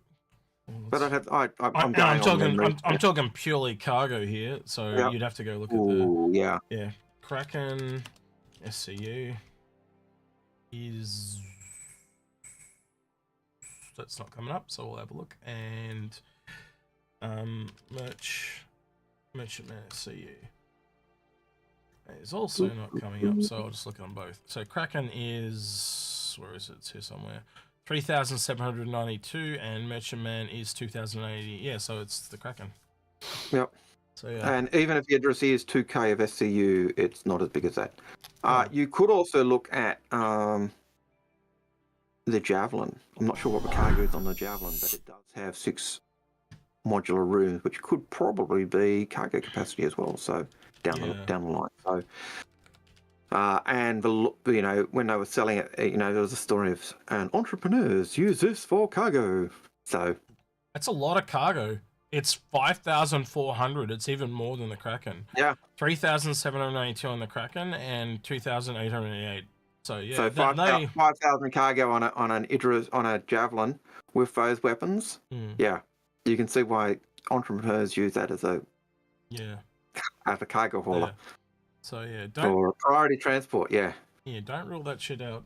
I think people are looking at them and they're just seeing one thing, and you gotta realize the bigger you go up, they've got some requirements that change things. So, it's interesting. And people say, you never make money on a Javelin. Well, you've got 5K of cargo space, and that's not including the possibility of turning those 6 modular rooms into cargo bays. Yep. That could be, depending on what those modular rooms are, that could be a lot more. Well, even if you look at it, again, even if it is just cargo Algared going beyond that 5,000, now we're not saying how far it goes beyond that, but like you were saying, that those people use them for cargo running, that essentially makes the Javelin another form of smuggling, if you think about it. Like it really does. And you want to give it even more cargo? You put a hull B or in the cargo hold. That's another 380 odd cargo.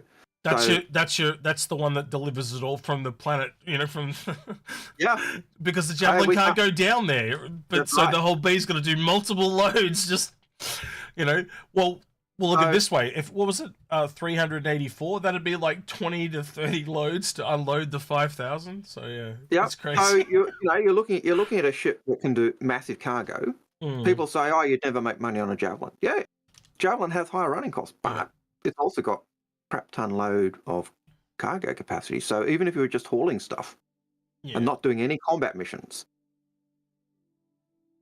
you've got a lot of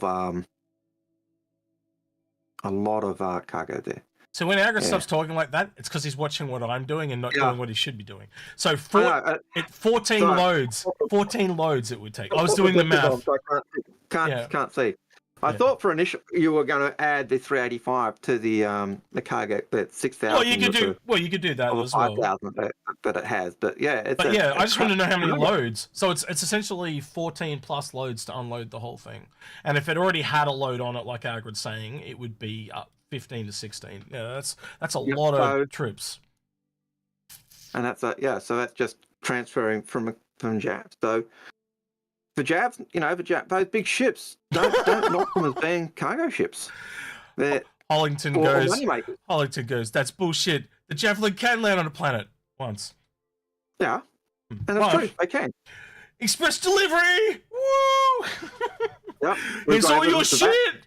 It's high explosive volatile cargo. Delivered! Yep.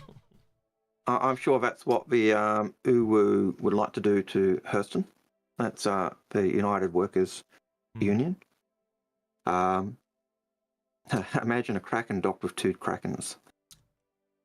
Scary. Anyway, let's move on. That was that question, that whole discussion, believe it or not, was a comparison of a Railen to other cargo ships. Yeah. Well, it didn't hurt because it showed some things that were important. Yeah, it shows that if you just think of ships in terms of that one-dimensional aspect, you miss out. Yeah. And when have you ever seen the Javelin talked about because of its cargo, as an example? You just don't see that. It's always talked about guns, pew pew pew pew pew pew. Yeah, and and I think it is going to be, you are going to make money on a Javelin, will it be as, but again, you're going to have more expenses with the Javelin. And that's always that balance you've got to make. How much profit do I want to use on running the ship versus how much profit I can make just selling stuff? And I think standard merchant ships will have less of that crew cost, maintenance cost over the other ships, but then ships like the Javelin are going to be significantly more secure if they're crewed properly and maintained properly. So, take your poison, choose your poison and go with it. But but there's a yin and yang with each of them. So yeah. Mr. Butler 007 says, when do you think they will start work on the Banu men again? When they decide to give us more Banu ships and decide to do a family of ships. That would be the thing that makes sense.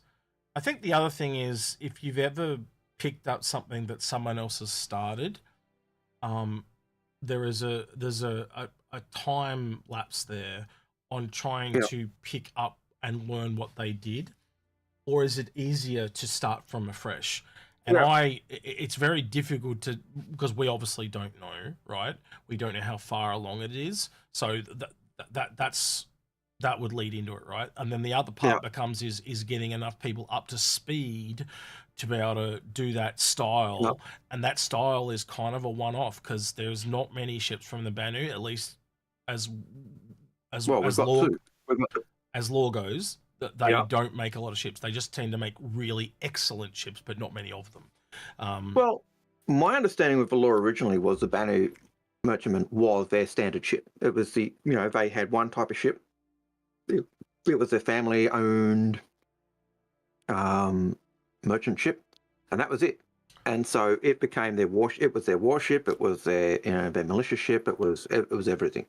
I think now that the game has changed in scope, at the very least, what we'll end up getting from the Banu is essentially 4 ships: a small, a medium, a large, and a capital. Yep. And at the moment, we've got their small and we've got their capital, so we've probably got room for 2 more, unless they drastically change the law.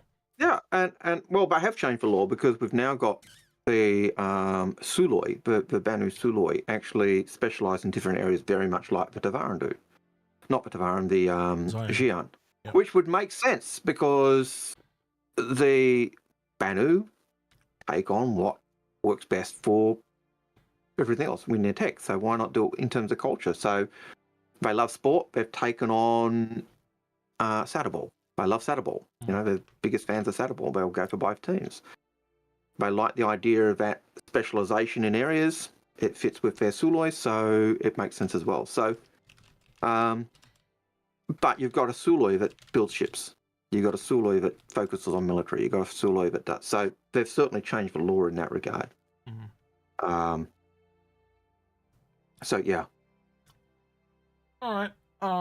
Next one. Hunter Diver says, is the giveaway open to everyone? Yes, it is open to everyone. Just jump on to the last video I did on Alien Week and leave a like, comment, and subscribe, and we'll do a random comment, pick a draw thing. So, and yes, Xeno 3D is back, and it makes sense. I've just got to pop up on my Google saying Xeno 3D is back from Star Citizen, and it makes sense for Xeno 3 to be back during Alien Week. Yep, and that would be why I have this open. So we'll talk about this now since you brought it up. Which is what they put up today, which was this Assault on Stanton thing. Mission ready ships, so they've got a bunch of new... This might be why the Eclipse is in. I've just realised what it is. So, yeah, Avenger, Spirit, Andromeda, Eclipse. There's your answer to your question from earlier. That's what it is. They are all for the Assault on Stanton. That's what this is. Okay. Yep. Look at that size 3 gun on the front of that Avenger. That's a lovely Kruger weapon. Algared, we're going to have to do a video, man. There's quite a few that are for sale. Yep. Oh, yeah. Assault on Stanton. Oh, we can do a little bit now. Yes. Yes. Yes. No. No. Maybe. Yes. No. Yeah, maybe. Yeah. No. No. No. No. No. No. Yeah, if it's your thing. where is the Hurricane? Well, the other thing is, why the hell is there a vulture there? There must be, and the reclaimer. There must be a salvage thing. I didn't know There they had must be a salvage salvage as a aspect. Xeno threat. Yeah. And some of them have war bonds. So, yes. So War bonds? some of those war bond deals. Well, we saw those earlier when we looked at the war bond deals. Oh, so, okay, yep. Oh, you mean CCU war bonds or upgrade? Do you know they're not calling them CCUs anymore? They're calling them upgrades now. They changed them. Yeah. Well, about time. Yeah. It's good for the new players. Annoying for us because now we're going to unlearn what we all know, but yeah. Paul just felt an itch from Execute saying yes to Redeemer. What? Wait, there was no Redeemer. Sorry. There's no Redeemer there. There's no Redeemer. No. It's not there. There was a Reclaimer. Yeah, there's a Reclaimer. Someone is putting words in my mouth, and You may have said Redeemer. I didn't notice because I knew exactly what I'm going to be honest. I would say yes to a Redeemer anyway, because it punches up. I like anything that punches up from a combat ship perspective is good value, in my book. And again, and that's only comparing them to other combat ships. But again, not all combat ships are made equal. I would say if I just looked at the Perseus and didn't look at the dollar value, yes. If I looked at the Redeemer and didn't look at the dollar value, yes. So you just look at the dollar value, they both kind of go quite a bit. Yeah. But the Reclaimer's a great I love the Reclaimer. Like it's got that. It's chunky. It looks like an industrial ship. What's not to like? It reminds me of Alien. Algared, so I reckon after stream, I will do a thumbnail and we'll just smash that out. Because I didn't know that was the thing. This must have dropped while we were asleep, and I didn't know. Yeah. So. But yeah. All right. And I do like the Connie Andromeda. Yeah. It's a nice ship. Yep. Unfortunately, it's not supposed to be the best of the Connies, but I think it is. But anyway. All right. Well, the Phoenix is supposed to be the best of the Connies. That's what I mean. It's not supposed to be the best of the Connies, but it is. Yeah, I get what you mean. Yeah. All right, Citizen Ninja says, thoughts on the Warbond CCU offerings. We kind of went over that already, so we can skip that one. We did. So Happy Hour Bob says, do you think we could see an alien mining ship before 1.0? We could see an alien confetti ship before 1.0. They can do whatever they want. Yeah. Anything's possible, but I don't know. I think my feeling is we have a lot of mining ships already. I know there's only probably 2 or 3, but it's more of a need, what the needs and filling out that grid, isn't it? Before you know? And I think we can say agriculture ships and science ships are kind of being taken off the table until after 1.0, and I kind of look at the ones that they've kind of got out there. They're clearly filling out medical way more than almost anything else, and then I'd say mining's behind that, and then you start to look at other ones that they want to put in there. So salvage, repair, base building, I would say they're the ones that are probably up there the most. And if I was looking for an alien ship, certainly if I was looking for a Tavaran ship within the UEE, I would go a bounty hunting ship. Bounty hunting is another one, and scanning. That would fit in with. That would really fit in with. I think the Tavaran, the type of things Tavaran will take on. They'll take on those mercenary roles and bounty hunting roles. So look at what's there, and that's where I try and fill those ships out, and well, at least what's coming. What's available at the moment versus what's coming and what's missing, and generally the new ships are going to fill in those missing areas rather than. So it's a really weird way to answer your question, but no to the mining because it's just not kind of required at the moment. Thank you for the gifting a sub. Taiban gifted a sub to Nav22. Thank you for the gifted sub. Appreciate it, mate. Well, thank you. Awesome. So that was Tio Bane. I'm not used to looking at my iPad. First time I've set the iPad up with Twitch. So it's the first time I've ever had Twitch. So I'm not used to watching Twitch. He's twitching. He's twitching while looking at Twitch. Yeah. Having a spaz. It's not a stroke, honest. All right. Anyway, Lars has a question. Go for it. Could you select podcast when you publish these videos to YouTube so we can listen to them on YouTube Music while I drive to work? Hang on, is that an option? Is that an option? While we stream, or I didn't even know that was a thing. I didn't know there's a tick box for podcast. I will look into it and let you know. But as far as I'm aware, there is no. I've never seen that option, a tick box for podcast. But if we can tick it and do that, yes, because we are aware that many of our viewers aren't actually viewers; they're listeners. They're listeners. So we are often, as I say, we're a talk show. We're what is it? A radio talk show.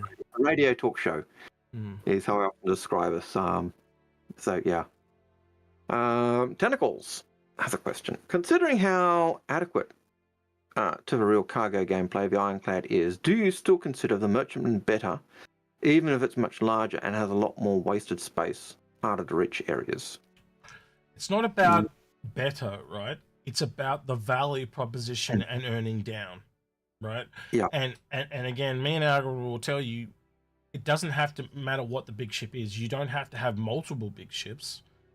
But you could just have say you had the example that we've always looked at, Algared, is always like the starter ships. You could have a Prospector, a Vulture.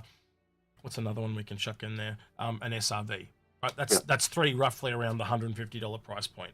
And then if you roll those up to say something like a Reclaimer or an Orion, or you get my point, or a Crucible, right? Yeah. Crucible is probably the worst variant of that because it's the smallest, right? But again, a Crucible at $350, when you are adding the price of those three starter ships together, you quickly start to see that it is better to get, say, like a Reclaimer or something like that, because even if you just look at one metric, like the one Algared used at the time was the Vulture's cargo versus the Reclaimer's cargo. You literally needed 16 Vultures to get to one Reclaimer, yet the price of it at the time, it's now gone. Now the Vulture's gone up. It's even less than this, but it was 2.5 Vultures to the price of the Reclaimer, and now it's gone up. It's probably only, well, they'll make it 300. So it's still 2.5, essentially. Yeah, so yeah. So you've got that aspect. You also look at the fact that the Merchantman has stalls, so you actually go down, you can set up a stall, and NPCs and players can come and buy stuff. And that's so massive compared to, say, something like the Whole Sea and D&E that can't do that at all, because they are then, that's the real big restriction. Because the other thing is they never sell you on the negatives of ship. They only ever really tell you the positive. They talk about them, but they don't say, this is a massive negative. You have to work that on your own. And the big negative that is really obvious now, look at the Whole Sea. It is only able to go from station to station. You cannot go to any outpost. You cannot go to... You can't just even land on a planet. You're going to go all the way to a planet and then go, not going there. So it's not a planetary visiting ship. Like you are, if you want to go to a planet, essentially you are going to dock at the station, sell all your cargo, compress yourself, and then go land on the planet. Just to stay overnight or whatever you're going to do. And that's just weird. Whereas the Merchantman, you can take it down. There's only one other ship that can do this. Open up a stall and actually have it automated and sell stuff. And the only other ship that does that is the Kraken Privateer, and it's basically the competitor to, it's Drake basically competing with the Merchantman. Yeah. And you can essentially set up shop at a random outpost, and NPCs will come over and buy off you if they've got things that you want. So if you rock up to a place where they've had a massive medical emergency and they don't have any first aid kits, and you rock up with all these hospital supplies, you're going to make a shit ton of money. But if you've got a whole sea and it's full of medical supplies, you're not going to make any money, or not as much money, because you'll have to sell it off to the station, and then the station will deliver it and they will eat into your profits. Yep. So in terms of that question, is the Ironclad, better than a Merchantman, or Merchantman better than an Ironclad? Again, it depends on your gameplay. Yeah, I think the real thing for that ship, that its strength, is the flying safe room thing. It is a highly armored cargo transporter. It is. So essentially, if you think about it, is once the pirates have stolen stuff, it's harder for you to get it back. They can keep it mobile. They can keep moving it around. It's hard for you to find. That's kind of what it's going to be. but also it's quick to get cargo into because the roof opens and you can just dump all your shit in there and go. Yep. So it's twofold. Yeah.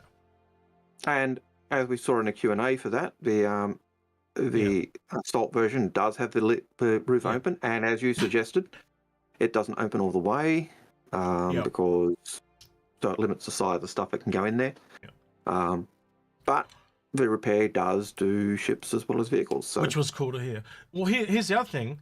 It's got a remote turret inside the cargo bay. What does that tell you? We don't have any ship that has a remote turret inside the ship. They are expecting borders. Like they are expecting a lot if they've got one inside. Or they're expecting to swallow a ship. Give me all your get out of the ship or you're dead. Yeah, true. That's true. No, you're 100% correct. 100% correct. You know, get out of the ship or we'll freaking destroy it. You know, it is that nasty, horrible. Yep. Swallowing the ship's whole and then flying away with them. Yep. You know, making him basically dead. You know, soft death, swallowing them up, and then all right, get out, or you're dead. Yeah. Or so. I'm not sure I like the gameplay idea of the Ironclad, but I do like the idea of the Ironclad, if that makes sense. Yeah, well, the gameplay is not going to be for everyone, but it's just trying to understand what they've done. That's all it is. Yeah. And I think the beauty of it is it gives options and gives that value of choice, and I like that. Anything that gives you that is a bonus. Well, hopefully, look, we'll do it regardless, but hopefully Gring can turn up this weekend as well, and we'll get a third perspective on that, because I know he's a big fan of Drake ships, so that's why I reached out to him. So, I've always hated Drake ships. I think part of my hatred why do you think I invited him? Because I know how you are very anti-Drake, so to speak, where I'm more of everything. I like everything. It's not that I'm anti-Drake per se. It's that I'm anti the BS that goes with Drake. And Drake are pirates. You used to loan them. I don't think. Look, I don't think they are. I think they're favoured by pirate because of their costs, but I don't think they are. I don't think they are truly all pirate, because they've got things like and it's not just like a one-off like the Aegis that did the Reclaimer, so they appealed Gould. They've got multiple ships that they've done that appeal to multiple things, but they're just so cheap that's why pirates use them. The Cuddy Red, the Cuddy Blue. And I think you'll see it with other ships too, like the Caterpillar and a few of the others. The Privateer is another one. Why is that? It looks like a black market thing, but like, why can't that literally be? It also could be spun off as a hippie commune, if you get my drift. And the problem is, like, when the Kraken came out, there was a lore story where the UEE had tracked down a black marketeering privateer and captured it. So there's a lot of lore that feeds into this Drake are pirates. But you look at all the pirate guilds and what ships do we fight? 9 times out of 10, it's arrows and hornets and gladiuses and you name it. It's not just for Drake ships. It's not. I don't think I've ever fought a Drake buccaneer. Yeah, I have. I have. It definitely is. You know, but you know, they fly everything. Pirates will fly whatever ship they can get their hands on. But a Drake ship, because they're easy to repair and maintain, is going to be a popular ship for anyone who's living out in the void or on the rim. Yeah. You know, so someone says, "Do I like Misk?" No. Well, yes and no. I do love the Endeavour. Tommy. But I'm not. Yeah, Tommy Flanagan. Yep. But I'm not a Misk fan. If I had to pick my favourite design ships, overall RSI, because I've always liked their style, the style guide of them. But I also love Argo, and I'd love to see more Kruger. So they're my 3 favourite companies. Yeah, I'd have to say that my love of Misk has dropped a little bit since Mirai dropped, because that's way more appealing to me. The look and stuff like that. But, you know, I think you would agree with me, Misk is a much more functional manufacturer, is the word I would use. So, you know, they don't have anything that's really over the top or extravagant. They just work. That would be the tailor I would use for Misk. It just works. Yeah. Endeavor, Starfarer. You start to look at the whole series, all Yep. really functional and. There's a couple of questions I want to pull in early. There you go. One from Twitch and one from YouTube. Well, the YouTube one. Just make sure you tick them off. Yep, I'll dig them down after. The YouTube one is just got to find it again. Mm-hmm. What is our best guess for what ship manufacturer we think is coming next? That's from Casey. So which manufacturer do we think would be the focus? RSI. After RSI? We talked. Oh, after RSI. Yep. So we went through it a little bit, didn't we? We went through Anvil and we went through MISC, and I think, correct me if I'm wrong, but it was Anvil, because MISC has still got things like the Endeavor and that need to be kicked down the road a little bit, and you've got the newer series of Anvils that need to be done, as well as there's no real big capital from Anvil. They've got ships just like kind of where the Polaris is and a few of the others, and now they're filling out stuff so they can do the Kraken. They need to do the same thing with Anvil. The biggest ship we currently have is the Carrack and the Crucible. So they've got the Crucible to do. They're obviously working on the Legionnaire, so they're getting some style guides going there for the Anvil as well. So it could be Drake. I'd say Drake or Anvil are probably the biggest two likely to be next. Yeah, but we'd be guessing at that point. And the question from Nova42, which kind of ties in with the conversation we're doing, which is why I wanted to pull them in, is... okay, well, yeah, go ahead. Is what ships will the Ironclad swallow with a height limit of 7 meters? And I think that's kind of you'd have to go to the... Well, I don't know, but logically I'd say any ship that's under 7 meters, but... Yeah, any ship under 7 meters height. Yeah, so it's... If you're following and closing up at the top. Yeah. But it's not as big as you think it is either. Like, it's basically going to only be fighters, right? Yeah. As soon as you go up to the medium, right, the largest medium ship in height is the Legionnaire at 10, so it's not going to be swallowing those. I think you need to realistically drop your expectations and drop it from a medium ship to a small. Because as soon as when I was with Grim on his stream and he was dropping stuff in, you could fit 2 Buccaneers, but one had to kind of go under and, stuff like that. And if you're trying to do that in the heat of battle, or trying to do it quickly so you can get out of there, I think you're going to really have to pick and choose what you're doing. So I would just say it's one small ship, right? And I'd have to go back and check, but I don't think any of the fighters exceed 7 meters. I'd have to go double check. But I do know the Legionnaire... is drastically higher than, say, I think the Freelancer is like 8 meters and the Legionnaire is 10, but again, they're medium, not small. Yeah. And I think that because of the reduced cargo space on the Assault variant, you're going to be doing that less, especially without the tractor beam to help you load and offload. So I think the standard Ironclad with its tractor beams would enable you to actually grab those soft dev ships and pull them in. Yeah, 9.5, not 8. But yeah, 10's on the Legionnaire, so yeah. Yep. But yeah, so... I was going to say about Anvil too and Drake. The other reason I think they're doing the Polaris is we were told it was going to be in Squadron 42 Episode 2. Right? So I actually think you need to also now look at what manufacturer are they going to get more use out of for Episode 2. Now, I don't know about you, Algared, but I think you'd get far more out of Anvil than you would out of Drake. Yeah. So I think that's true. Yeah. So it's not just, you're not just looking at the needs of Star Citizen, you're looking at the needs of Squadron 42 Episode 2. Because we know that's a thing. Yep. I know Squadron 42 Episode 1's not out, but they've literally said as soon as they finish development on one, and it's out, they're going to roll off onto the next one and just keep going. So yeah, you lay that out, and I don't know, Algared, I know you haven't kind of really said anything because I kind of answered for you, but you explain your thought patterns and let people know what you think. For what? What aspect? What family of ships do you reckon's coming next? As you said, we've discussed it, and I think Anvil makes sense. We've always had the promise of that Anvil capital ship.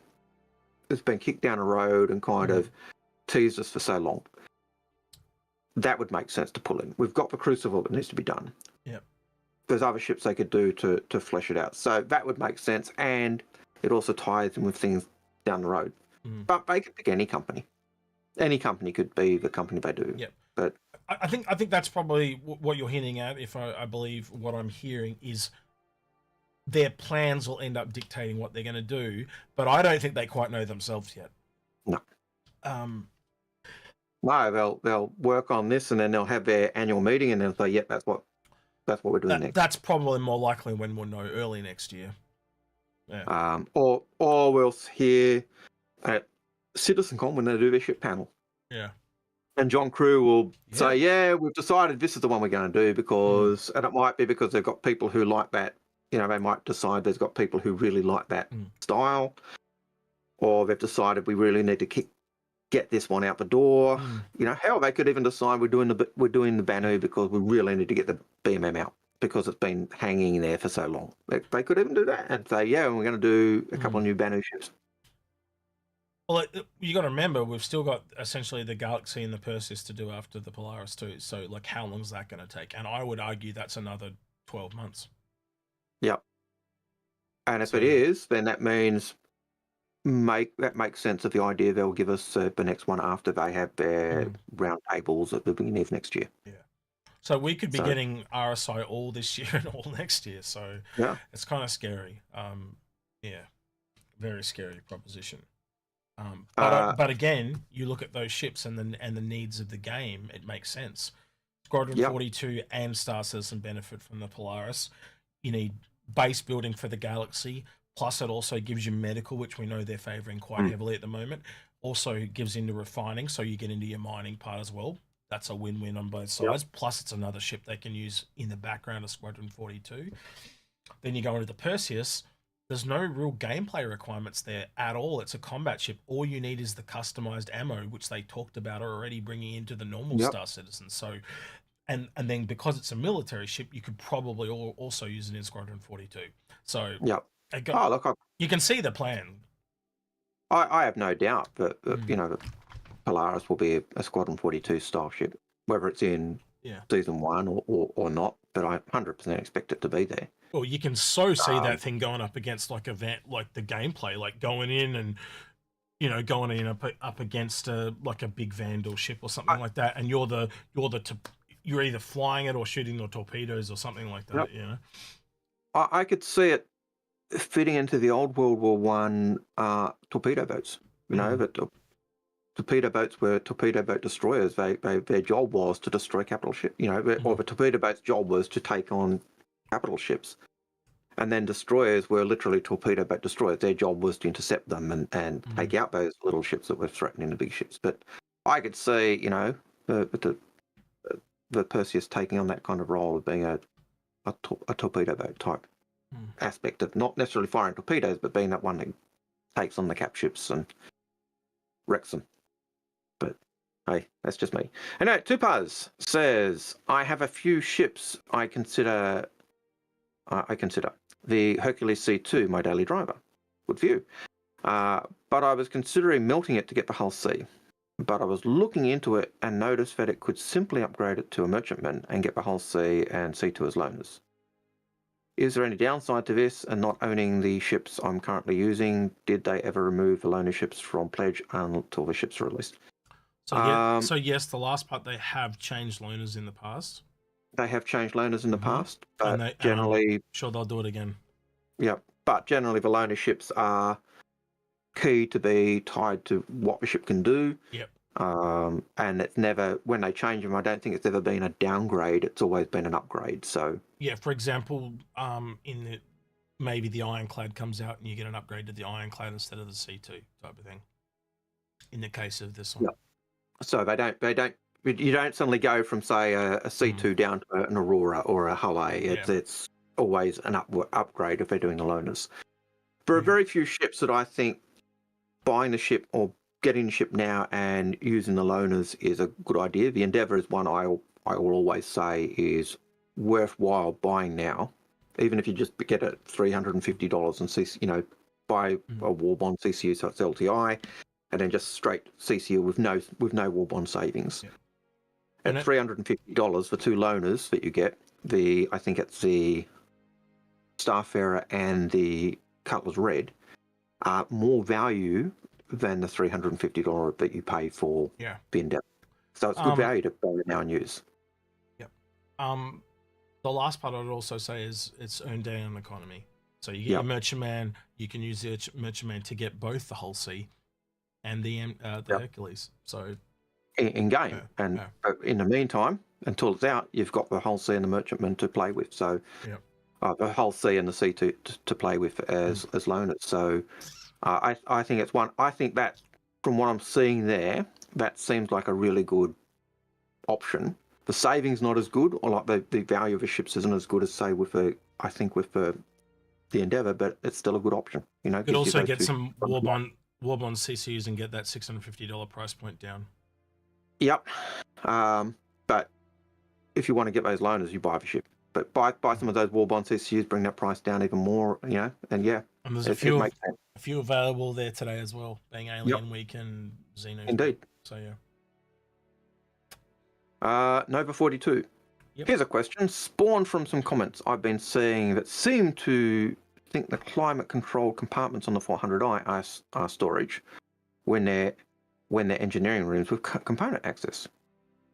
Any idea of insight where the thought that they are storage rooms come from? Yes, I think this idea that they're storage rooms came from CIG themselves on the actual original sale.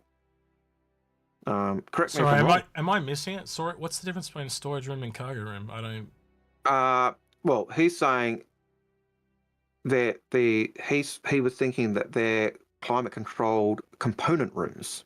No, they're climate controlled cargo areas. Yeah. And so they're storage and cargo specific, so you can actually put cargo in and control it. And once they came out, that's when you and I realized there's probably going to be other ships like that. Where and I know the one you talked about was the Caterpillar with the individual modules and stuff. Yeah. Because back when that first came out, they talked about each of those compartments having its own battery power and ability to have environmental controls and all the rest of it. So he's brought up that on Twitch there. He said he did a highlighted message. There is no cargo grid. Interesting. Yeah. For now. Yeah. Does it actually? Because there's no cargo that's really meant to go in there yet. You see, there's no temperature controlled cargo yet. Yeah. So we'll see. But they were sold as climate controlled cargo rooms. So it's just an error. It's a bit like the 890 jump. The 890 jumps cargo. I don't know whether it's been fixed, but for ages the 890 jumps cargo capacity was limited to the cargo that was around the hangar bay. The actual cargo bay couldn't hold cargo because the way they had the ships, they could only have one cargo bay per ship, and so they couldn't actually balance it. And so he said this in Twitch too. It's possible CIG changed their money. Absolutely. Yeah. But again, they generally don't break their promises on stuff that they've sold. They're very resistant to changing things because there are legal requirements, like they're worried they're going to get sued and stuff. So if they said that was essentially climate-controlled cargo rooms, it will more than likely eventually be that. And I just think they just put the cargo pads in yet. Just be a bit patient and give them some time. But it could be as you suggest, but I think it's just that they haven't put cargo pads in. Yep. All right, next question, buddy. Yep. John Stevens says, is the Polaris usable solo? P.S. My only ship. Minimum crew of 6.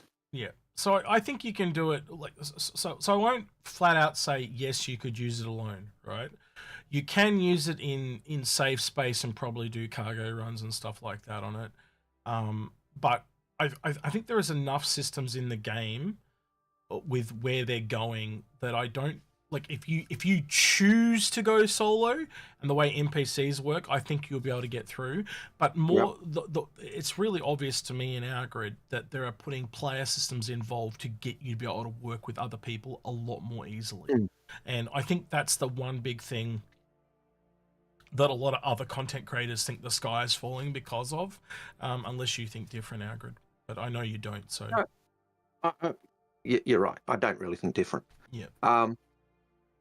Then if you compare it to a Perseus, both have a minimum crew of 6. Perseus has a maximum crew of 6. Polaris has a maximum crew of 14. So if you think that you will eventually play with a small group of people, Polaris is great for you. If you think then you could actually upscale it to a small group of people and friends. Yep. Can you do it solo? I think with AI blades to automate things, with an NPC or 2, you could actually meet that minimum crew requirement fairly easily. Are you going to be better off with a player? Absolutely. If you have pilot-controlled use of your torpedoes, you can use it. You could use it exactly the same way people currently use a retaliator.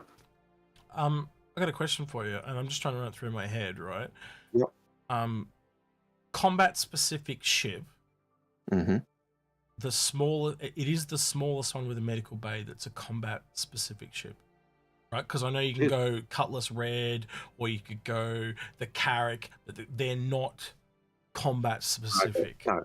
So I look at that, and then I combine the living quarters, the supportability of the hangar and stuff like that. Yep. So the fact that it's got a medical bay and a hangar, I think it is. Oh. Yeah. 100%. Yeah. Smallest capital ship, very small crew requirement.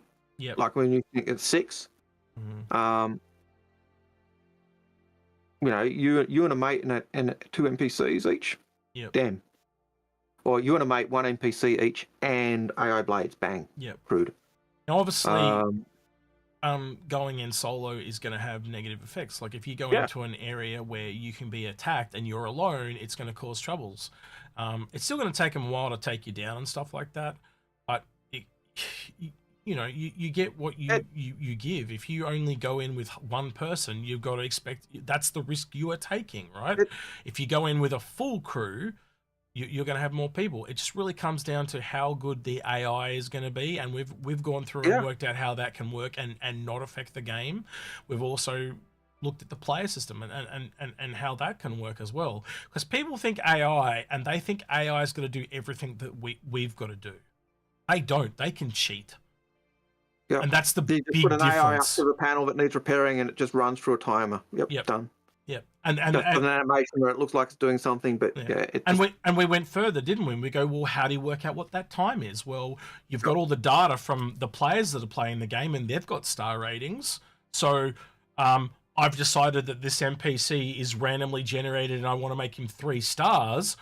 Let's look at all the player data. The players fall somewhere between 2 to 3 minutes at a rank 3 repair guy on this particular component.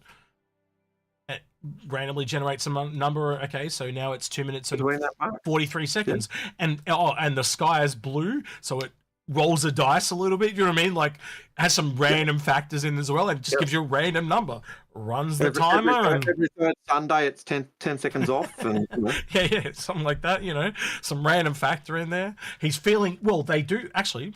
That would lead into the random factor. Actually, now I think about it, because they got the personality traits. What if he hasn't eaten? What if he hasn't eaten in a while? Well, that adds 30 seconds. You know, he's feeling miserable because you made him feel like shit. There's another 30 seconds. Yeah, where I'm going with this, right? So that it all feeds into it. He hasn't slept in a day, or he hasn't. He's been on station for 48 hours, or he's Or he had a really good night with Cindy at the bar, so you know he's extra 5 minutes off. You know. Or even more, he's a workaholic, you know. So he's an engineer, loves doing that. So he's on point.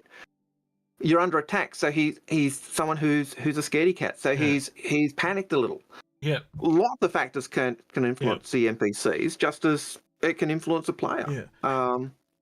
So I think there's lots of grounds where a Polaris can be solo. But if you're running in solo.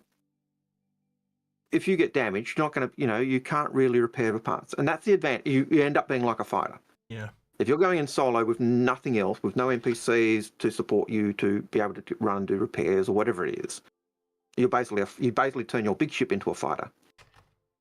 Doesn't matter if and someone's saying Corsair, doesn't matter if you're any multi-crew ship with internal components. If you are only doing solo gameplay, you are making yourself a fighter. You can't run and repair your components. If you're a multi-crew ship and you've got other people or NPCs on, you get damaged, they can actually go and extend your life and make it hard. You and I broke it down, right? And there were the only things that we really could see AI really struggling was the turrets. Now we've seen them on turrets; they're quite effective to the point that they can be more effective than humans. And then the other part was the flight. Now we've seen them being able to follow people with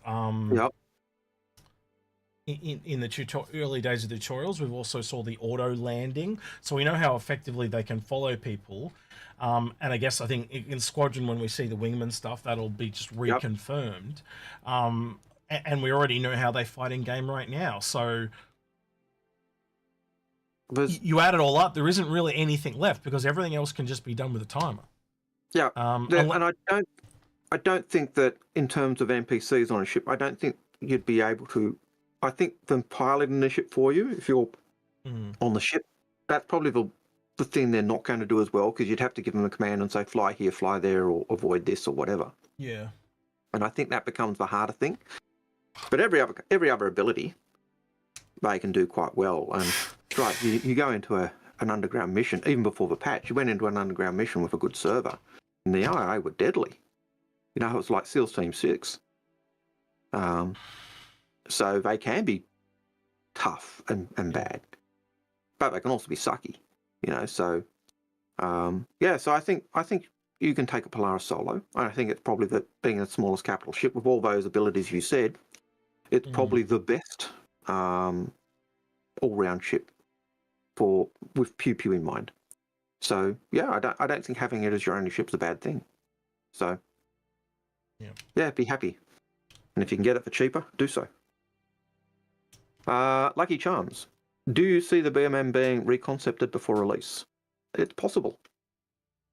But I would hazard a guess that the form and look of the Banu Merchantman is something Chris has already ticked off and said, yeah, I like. Yeah. And that may have an impact on whether it does get reconcepted. Well, and if it is reconcepted, I think it'd keep some of the design language or the form. Yeah. You're right about what you're saying, because remember when they talked about the fin that folded down and that, and they said, Chris literally said, make it do something or get rid of it. And so they had to, they essentially made it like a fuel scoop, like on the Origin ships and stuff like that. So yeah. And you look at the current Idris, and when they had to increase the size, and Chris said it looks fatter or bigger than before, and they actually explained what had happened. And they said, look, and and the question was, couldn't you just make it bigger? And the answer was no. So they had to really juggle that around, but they had to try and keep the style and look. So I think that's the same. I think the BMM will cop that same type of treatment if it is reconcepted. Yeah. So. All right. JB says, I've rearranged my BMM CCU and turned it into a gambling game, hoping concept final prices will fall into place. What are your Galaxy and Ironclad base flight ready price predictions? Ooh. Add 20%. Yeah, it's usually 15 to 20%.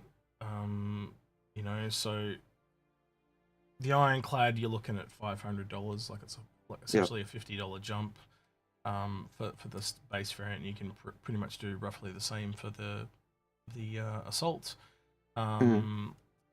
Galaxy is what, 380, so you're looking at about a $40. Yeah, so you're looking at you're probably 450, 460, somewhere up there. Yep, somewhere around there. Yeah. But then there have been outliers, like the Hull C. When that came, a price jump on the Hull C took us by surprise. It was a lot more than I expected it to be. Yeah. So it's hard to gauge sometimes, but if you go 20%, I think you'd be safe.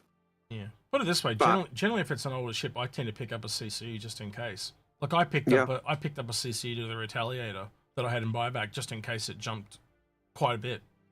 And it only jumped by, I think it was like $25 or something like that, but $25 is $25, so yeah. Yeah.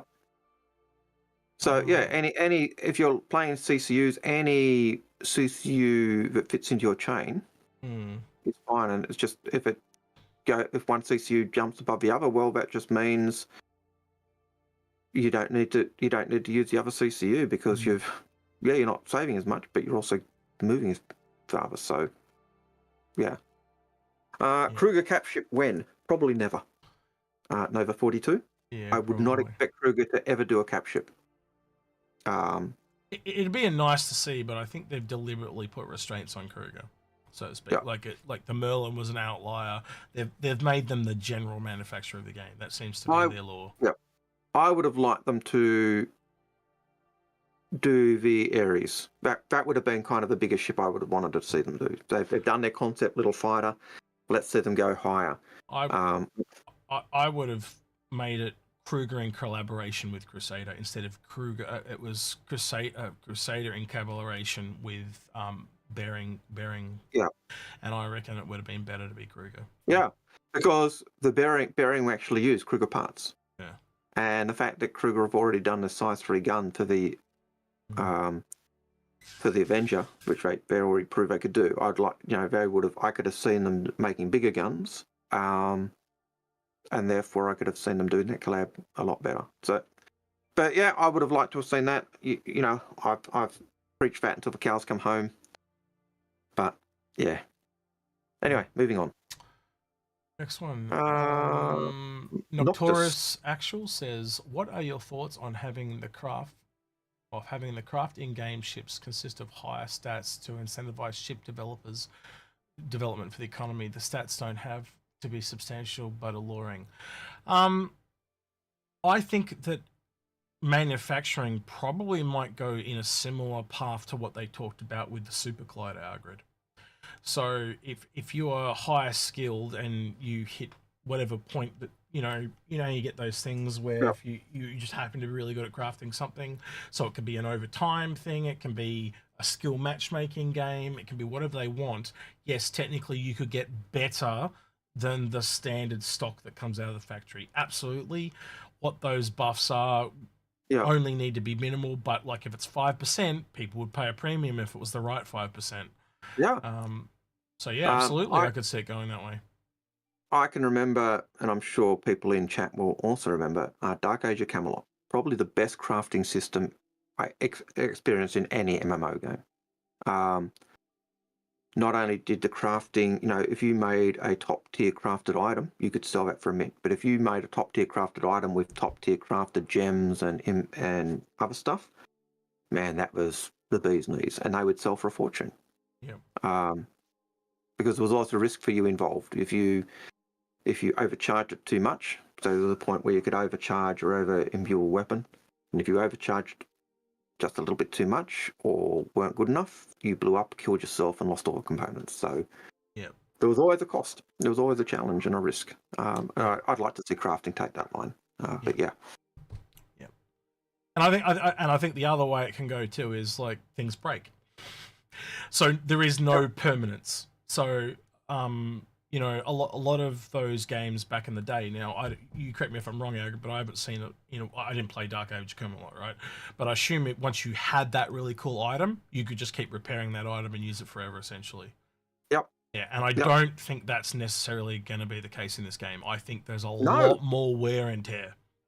I think you're right. And if you remember, I'm sure you remember, and hopefully I'm not remembering incorrectly myself, the endeavor with the Super Collider.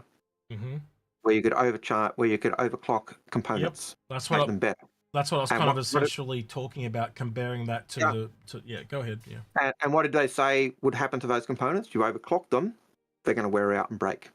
But you've got that balance of once it's overclocked, it's going to perform better, but you're actually impacting the ability of that to the endurance of that. There's a give and take with everything. It might be really good in this particular situation, but it wears out faster. But again, a really good engineer will know his components and know why he brought that, and in that. But so he might even just take, all right, such and such, take out that component and put it in. We're about to go into battle for 5 minutes, and that thing will be destroyed, and then put the regular one back in. You know, Yep. I could totally see that. You know, like against Star Trek, they go, battle red or prepare for battle stations, that type of shit, right? Yeah. So Yeah. the engineers switch all their components over to the less living ones, but higher output, Yeah. everything, you know, that type of thing. That Yeah. will be engineering gameplay, and we haven't even got there yet. And most people haven't even thought of that, Algared. Yeah, I could see people putting in the competitor components. Yep. At times, because it gives me high performance, but well, it's not just components; it's also the subcomponents. I Yeah. think the subcomponents is the real big part that people are forgetting. Yeah. Quite a bit.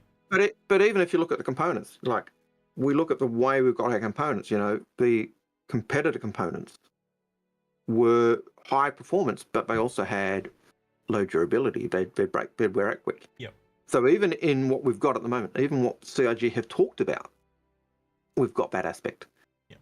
So yeah, I can but again, see what you're saying. you could put a subcomponent into that lowers its performance slightly for a bit, but extends something else, right? So again, you can. There'll always be give and take. Yeah, because essentially what a component is the choice you're going with for that mission, and then a subcomponent is the ability to maneuver and change that on the fly.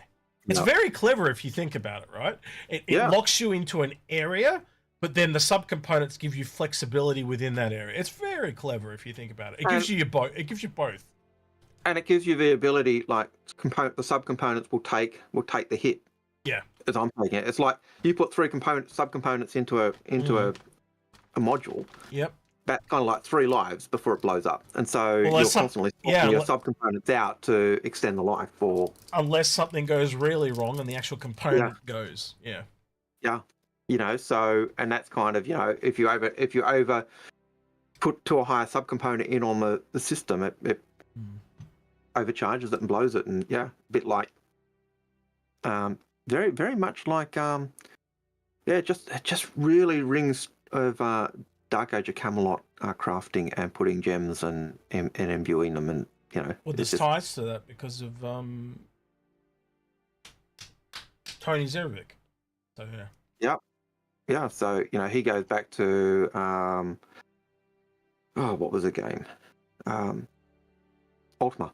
Yep. Ultima Online is where he comes from, and the whole shard idea and the way crafting works, and you know that Ultima Online is the same vintage as Dark Age of Camelot and Evercrack, so or around that vintage as I recall. So yeah. 100% see that. Enderin says, do you think we will see alien profession ships be on cargo freight and fighters? I think we kind of answered that a bit earlier. It depends on what they need. I think that's a part of it. I think the other part would be more than likely when they do the expansion packs for aliens, which is a part of their plan. After Squadron, 3 episodes of Squadron, it's very clearly obvious. If you wanted to say do a Zion expansion, we've only got a few ships from them. They're the ones that happen to have come over to the humans. But then as soon as you make a game based in their system, you build out their system, you build out their lore, their people, their cities, the way they structure all their businesses and all that work, you're going to need more ships. And then you'd see a few of the human ships coming over into their system as well. So, yeah, 100%. I do think that we'll see that type of thing. I'd like to see more alien ships, but I think I'd love to see the first race they do being Tavaran, because I think to me that seems the easiest, because most Tavaran are in the UEE space, and the Tavaran culture has been blasted, and they're still trying to learn out what their culture is. They're still trying to find themselves again. So you've got your storyline and your gameplay there. What is my culture? What does Rajora actually mean? I can actually see 2 expansions, and let me kind of spell it out, and then you tell me if you think I'm wrong or right here, right? So the Zion are big enough that you could do it all on their own, right? Because you've got to work out their lore and all that. If you were going to do an expansion with the Banu and the Tavaran, that's what I see them doing, because there's not as many ships from the Banu, but there is from the Tavaran, but you don't have the culture as much as you do from the Banu. So you get what I mean? So if you put the Banu Tavaran together, you kind of get the Zion. So I could even see yeah. a Tavaran with two mission sides. Tavaran from a Browner system, Tavaran from a UE system. And you could play both sides. And yeah, I could see that being an option as well. So there's lots of options. But the thing that I think makes the Tavaran so good is the fact that because they have lost their culture, they've lost the things that make them Tavaran. When after they lost the Second Tavaran War, they literally were purging the Rajora, they were purging all their stuff, they were destroying it. The only stuff that survived is the stuff humans hoarded, keep safe as victories or trophies. And so it gives you that story of what does it mean to be Tavaran, and so your character is actually going through the missions to try and find out, where do I fit? Do I go this? Do I go that? Banu also work because they are just so enamored with human life. It's you do a Banu trying to, I want to be more human. What does it mean to be human? And you've got that story. So both of those fit. And as you said, the Xi'an are just so big and so complex. I think that's definitely a mission, a whole pack by itself. But yeah. All right, next question is from Nocturus Actual. It's this question: what is the point of the blockade runner if the ship either has a travel at SCM speed or to use the shield, or nav mode to use the armor and speed? It's called tactical gameplay is what it's called. Because you know you're going to want to have your shields up when let's look at it from you're flying along and you get pulled out of warp. You go into SCM, you put your shields up, and you try and outrun them, but you can shoot backwards at them and get rid of them and stuff like that. So yeah, it's yeah. And I know, like I originally hated the idea of the shields going off when you went into nav mode. But as I think about it, it actually makes sense because shields are supposed to be really power draining. And if shields are such a power draining thing, and your nav mode is also a power draining thing, you've got to make a choice. So it makes sense. It makes sense to be in a law mode. Sorry to interrupt you, Ogre, but I've got to add one really important thing that we don't have yet, and that's batteries. Yep. There's no reason you can't use batteries to, keep your shields up once the power goes off or whatever, And we don't know if that's going to be a thing yet, but I'm just trying to put that out there so you can kind of. There are outliers, right? And that would be a nice balance, wouldn't it? The ability to use your batteries to keep your shields up a little longer. Well, I'm not saying they do have, but I would have to imagine certain ships have got bigger batteries than others. Yeah. Yep. And then but even if you can do that with your shields and keep your shields up while you're doing that, the downside is you use your battery power, and then if you need it for something else, you're screwed. Exactly. If your power plant goes down, you'd be using your battery power to get things while you're fixing your power plant. Yeah. If you've already drained your power plant, your batteries. Yeah. Yeah. So lots of factors there. So yeah. So we'll see how it all shakes out. But yeah. Yep. Give them time. Nova 42. Do you know how to tie a bow tie? No, I don't. But I do know how to do proper Windsor knots, and I do know how to do several other tie knots. And certainly at school, I'm known as the tie guy, and students will often come up and say, "Sir, can you do my tie? Sir, can you help me do my tie? How do you do your tie, sir? Can you show me?" So yes. But I can't tie a bow tie. I cheat when I use a bow tie. I use a clip-on because I'm lazy. I can tie a bow tie, but it doesn't look like a bow tie once I've tied it. So. Yeah, well, I could tie one. It's just a piece of string. You just do that and you're done. It's pretty easy. Yeah. I could tie one like that, but yeah, it would look crap. And if you're going to go to the effort of wearing a bow tie, you want it to look good. If you ever see me wearing a bow tie, it's called I'm either rushed, stressed, or lazy. So yeah. All right, Talon Bane says, would it be realistic hoping for Zion ship from Squadron 42 getting released as pledge? No. I think that's up there with the tick miner. Yeah, it's hopium.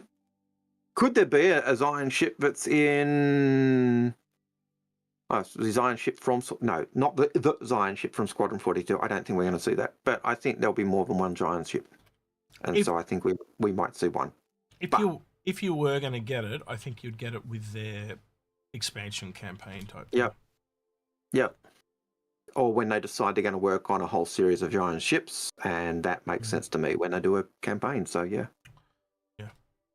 Jasmine says the Railen supposedly has dedicated panel for pulling individual components to swap out. Do you think this will be helpful or more hindering? I think it would be helpful, but it's what you do when you've got a second player. If you're trying to fly a Railen without additional crew, then you're still stuck with the same problem. I can't fly and fight and do my repairs, regardless of how easy it is or how hindering it is. So yeah. Thoughts on that? I was reading something. Sorry, what was the... That was Jez MCM with a Railen dedicated panel for pulling out individual components. Again, that's a wait and see. But again, it's also a weakness because if they're all in the same spot. Yeah. So it's a bit like the blessing and a curse. But as I said, if it's internal, if you're solo, it's not going to make a difference. You can't do it while you're in combat. That's where a second crew member is always helpful. Guns and glue. How will we be able to blockade run when normal movement modes disable shields? I think we've already answered that. Yep. So it's kind of the same answer we had. Yep. Joggle Betcha says, maybe stupid question, long time out of the loop, but do Inforunners do fix my fleet? Yes, just jump on. Yes, we do. Just jump on the Discord, man, and chuck it in the Fix My Fleet channel.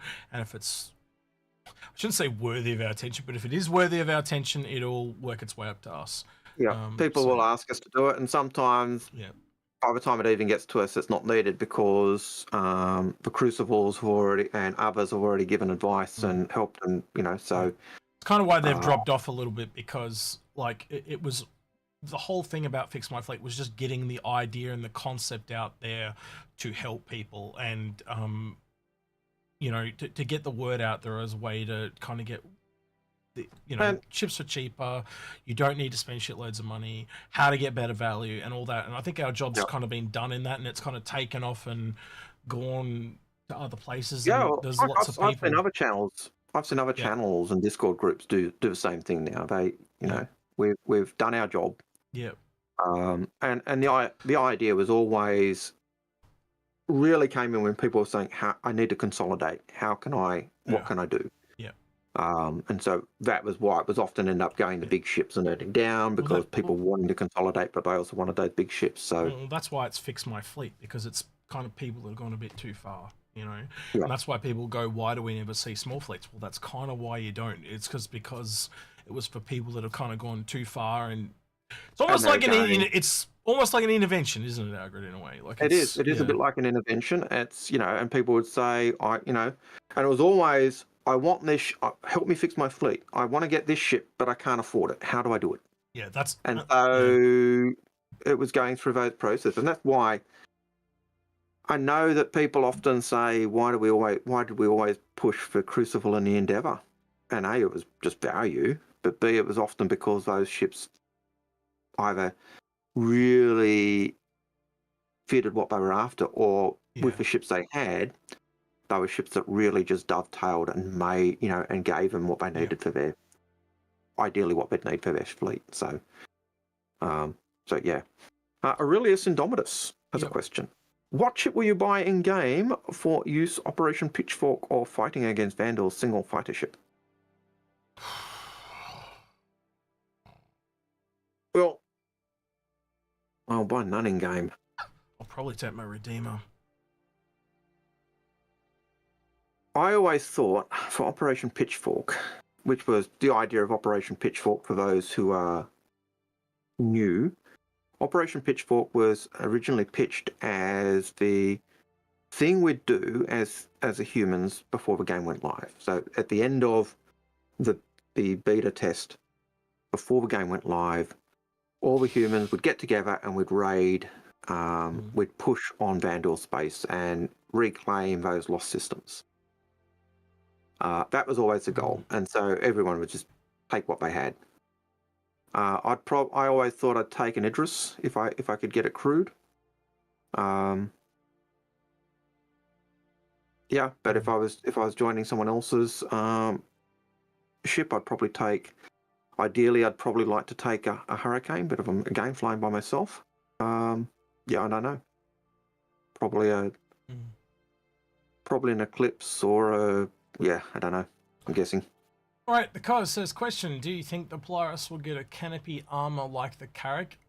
Missed opportunity. No, I think that is specifically for the Carrack, and I think the reason it has it is to do with its kind of, how do I put this? A little bit similar to the exploration element to do with what the Endeavour does with its cab. So it's so it can go into areas. It's not for defense of bullets. It's more for defense of where it's going and what it's exploring and stuff like that. It may also have defensive elements for guns, but that would be a side effect. I think it's more to do with the exploration element, unless you think different, Mr. Algared. No, I think it's a bit of both. I think ideally it was the impression I got is the shield came down when you were flying through asteroid fields. Yep. So it gave protection to the canopy, but that also means it's going to be good against ballistic weapons. Yep. It's going to be good against energy weapons, and it makes sense. You see the same thing on the cutter. Mm-hmm. The armor plating on the cutter is going to give it more survivability. So yeah. Arcane Dodger. Arcane Dodger says, will we get Arcane Danger says, will we get a salvage ship between the Vulture and Reclaimer? It seems likely. I think we might have already kind of got one in the Ironclad Assault, because me and Agra did talk about like a flying garage would make sense because we know the Crucible can land and it's got a ramp. Why would you take such a huge ship down the ground? It's cool as an option, but something smaller made sense. But they've literally, the Ironclad's essentially a large, so therefore, if the Crucible goes up to the capital, you've now got your capital large. It's not official, right? I'm not saying it's officially a repair ship, but it's got repair facilities on it and fabrication facilities on it. So it now falls into that. Yeah, and given that they said on the Q&A that it can repair both ships and vehicles, it really is a repair ship. Now, I was going to say, as you were saying that, but the regular one, and then I went, no, because the regular one doesn't have a repair bay. But yeah, the Assault is, I think, it's not an Assault, it's a... So I think the real question then becomes, is there room there for a medium? And technically, the Vulcan is a medium. Because it is a medium, it lands on a medium pad. So the real question becomes, is there a small? Yeah, and that was Paul's argument. Paul always argued that he did. We always said that it was the profession starter, so it was the first. Paul always said, but it's a medium ship. There should be a small, and I think it could go either way. They could put a small in. They could say no, the Vulcan is the smallest repair ship. So, yeah, how they do it is don't know. Yeah, it's up to them. Yeah, so I don't know. I tend to think if you've got one that's kind of going out and fixing fighters, and then you've kind of got, the Crucible that can kind of do everything. You've kind of got a ground one covered. What is there really left to do? Like what speciality do you lean into then? And and you've also got an SRV that also technically is a small. You see what I mean? So I'm almost wondering if the SRV is the starter repair, and then it leads into the Vulcan, and now the Ironclad Assault, and then the Crucible. Is that enough? Yeah. And I would argue for 1.0, it is. Yeah. And I think one thing we never ever talked about originally when we were having that debate with Paul was a repair vehicle. True. No, okay, yes, definitely. There's room for a vehicle, 100%. So there's room for the vehicle, which is down the lower end. Is the SRV as a tugboat fitting into that area. Well, Yeah, is the tractor now? yeah. You know, like you got to start asking questions like that too. Like what is repair? Isn't it a form of support? And if you start to look at medical and go, you know, so you've got these you got these different levels of beds. You're dealing with a machine. You're not so if you look at repair and medical as is healing as such, right? You don't need to stabilize a vehicle because it's binary. It's on or off. You know, where a human is declining, a machine is either off or on. So technically, just taking it from where it is to where it needs to go is enough to heal it. And that's why I think there's a bit of a difference and a bit of a gap that's not clear to see. Yeah. And I was going to say something, I've just forgotten what it was, which is really annoying. Sorry. No, it wasn't. You didn't interrupt me at all. It was just while you were talking, I had an idea, and it's just gone from my head. So, well, write them down. My brother said the same thing yesterday. I had this massive, awesome, amazing idea, and I've forgotten it. I'm like, well, write them down. Yeah. But it was to do with repair. But yeah, well, you've also got the hand tools too. Let's go lower than a vehicle too. So that's what I was going to say. I remembered. The Argo MPUV. Originally concepted as a repair vehicle, as a small repair ship, to be able, you know, it had a claws and a torch, so it could actually do minor repairs on an Idris and also go pick up people and other stuff. So if you really want to be technical, the MPUV was the smallest repair ship originally concepted or put on paper. Hopefully we'll see that. So yeah. Well, if you go back to the yellow silhouette video, it still had those claws on it. Yeah. And then when it came out, it had a tractor beam. So something has changed in the last 6 months. Something I think major has changed. Well, I think it's the fact that claws are going to go too difficult. Yep. Whereas a tractor beam, we've got the tech, it works, bang, you can grab, you can hold, you can manipulate, you can twist it around. Yep. What do you need a claw for? Beam citizen. Yep. So yeah, beam citizen. Yeah. Noctis Actual says, does CIG actually need to rethink the Odyssey having a mining station and refinery that takes up so much room just for fuel functionality while other ships do it better? It's not, and that's the thing. It's not just for fuel functionality. Go back and watch the video from the ISC that they did on it, and tell me you've got the refineries there, and directly behind the front refineries, there's all these containers. Right? Yep. And it is so obvious what that is for. They are sample containers or sorting containers. Why would you need sorting containers for when you bring it in from the refining? And why would the refineries be right at the end? Because what you're doing is you're taking in samples and you're finding out what are the resources. It's a core sampling device like we have here on Earth. Yep.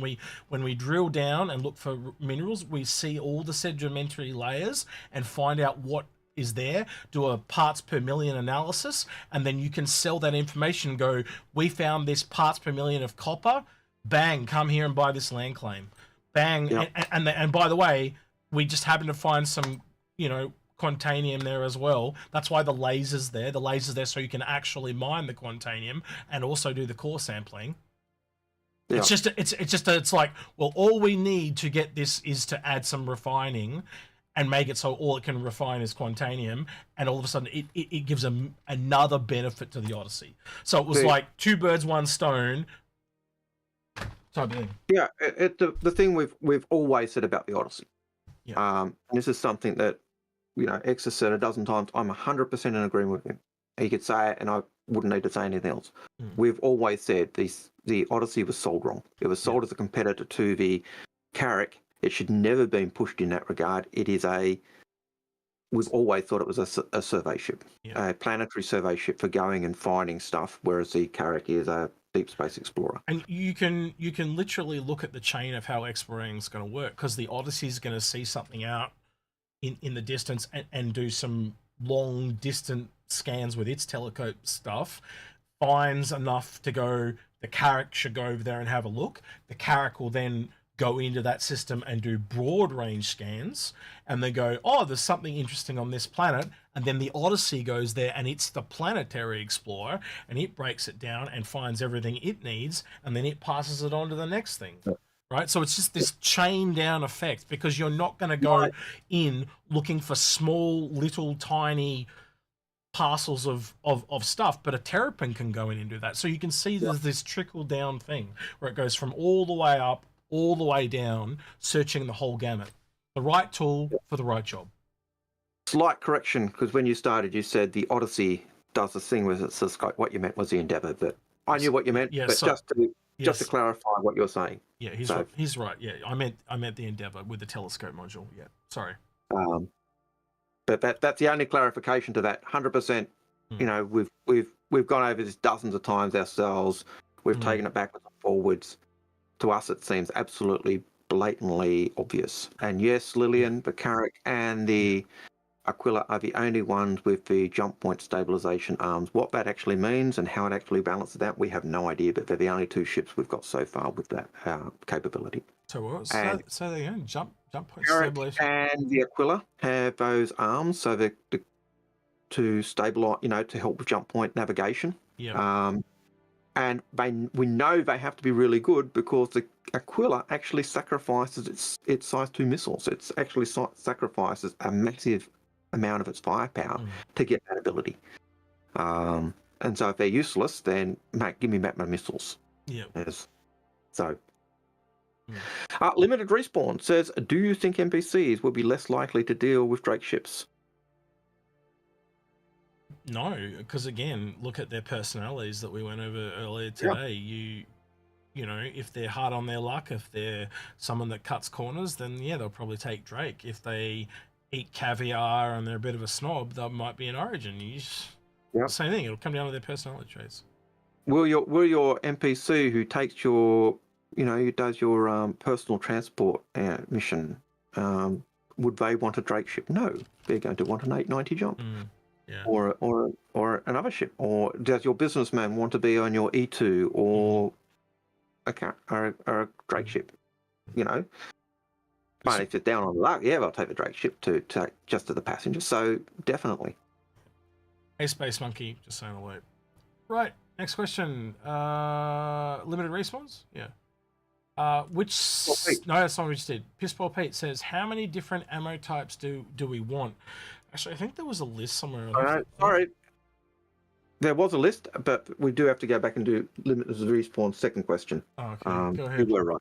But, well, Okay, well, I was gonna say I was gonna say let's just do this one first. Okay. I was going to say while you look up the something that we'll deal with the other question, but yeah, but it's gonna take 10 seconds. So yeah.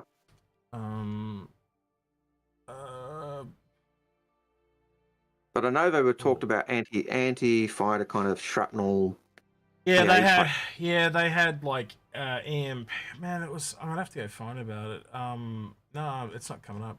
I typed in ammo type Star Citizen and it's not coming up. It was only about 12 months ago. They went into it and they had all these different types. So they were, they'll go into distortion and they had like flak and I'm trying to remember the names. They had some interesting names though. But the reason why that question probably obviously popped out is when we were talking about the Perseus, because the interesting about the Perseus is the way its guns essentially work is it's because it can change its ammo type where other ships can't. It's almost like every other ship has to go back to port to change its guns. These guys just change its ammo. But then the drawback to that is you're limited by the amount of shots you've got. But also I think this thing fires slower anyway. So man, if I can look, you do the next question. I'll see if I can find it then. So, limited respawns question, which I thought we'd already answered, was which systems do you think are close to done given a lot of features in Squadron 42? You answer that one because I can't do two things at once. Yeah, I honestly have no idea. I would say, given that Squadron 42 is feature complete, anything that's needed in Squadron 42 is done. So I'd expect scanning is close to done. For Star Citizen, I'd expect. Do you think hunting is done? I think. Hang on, Algared. Repair is done. Yep. Do you think it's gameplay systems, or do you think it's systems as in Pyro, Stan? Ooh, good question. I was thinking gameplay systems because I think it is more likely systems when he's talking about Squadron 42. I think it's more like systems, and so I think it's obviously the Orion system.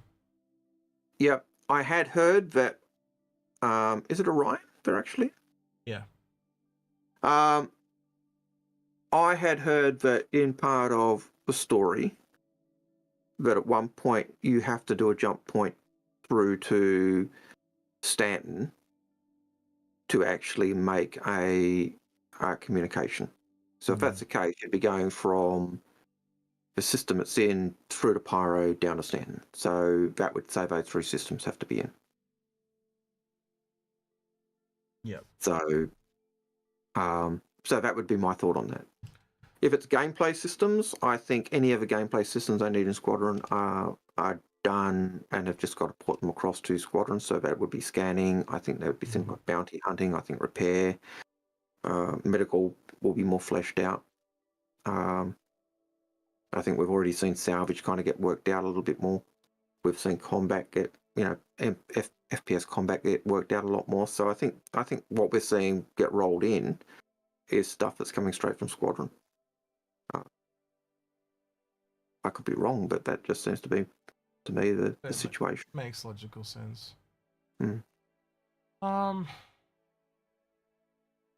have you found the ammo types yet?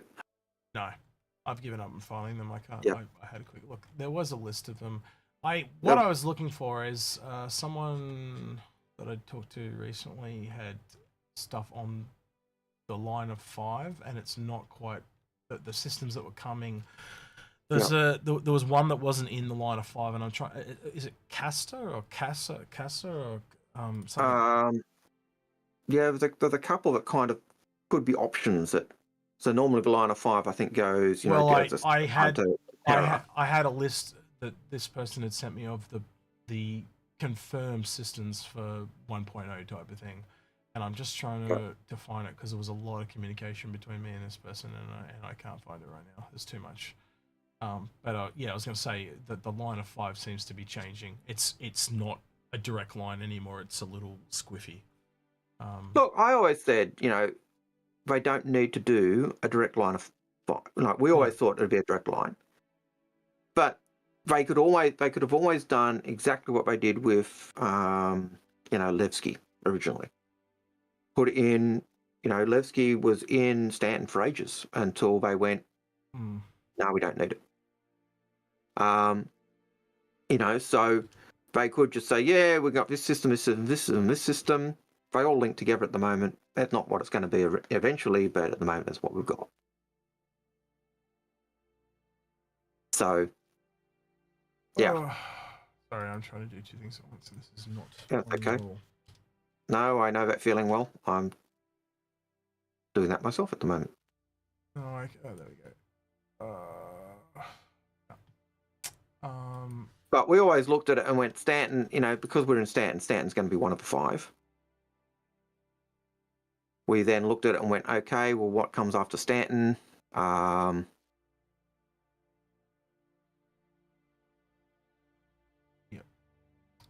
So we went Pyro. Okay, what's after Pyro? And then I think it was. I'll have to find it later. I can't find it. I had a look. It's not. It's not. It's Odin, where it takes place. Odin, not. Yeah, my bad. Not Orion. Sorry, my bad. Not Orion. I was thinking Orion's not right. That's one of the systems we lost to the Vandal. So Odin is where Star Citizen takes place, or Squadron 42 takes place. And then it was always thought, because that takes place, that'll be one of the line of 5. Next, we're getting Stanton, and then there were others that came in, and it was always Castor could be one. It had been thought that Terra would be one. That's why I don't do 2 things at once, because when I do 2 things at once, I can't think properly. Right, let's just do it this way. This might be the easier way to do it. Internet window. Ooh, that's going to be loud. Apologies. Oh, I need to mute the sound. That's so loud. That was very loud. Hang on. There's a thing here somewhere. Looking for it. Oh, silence is bliss. Right. The Tavaran dropship is called the... Oh, damn, I've just gone blank. I've gone blank. Tavaran dropship is the Prowler. Yeah. Thank you, the Prowler. Yeah. Thank you, Chris. Um, And X. yeah, that's fine. It might be the Cano system. That might be the one I'm thinking about. I Yep. could be wrong. Just remember it's Castra. There it is, Castra. Yep. That's the one I'm thinking of. Yep. So it's Odin, Nyx, Castra, Pyro, Stanton. Yep. And then Terra. That's the line that I remember. And I think Bremen was another one. So it might be Odin, Bremen, Nyx, Castra, Pyro, Stanton, Terra. I think that's what it was. The line of 5 was kind of 5 systems that link together.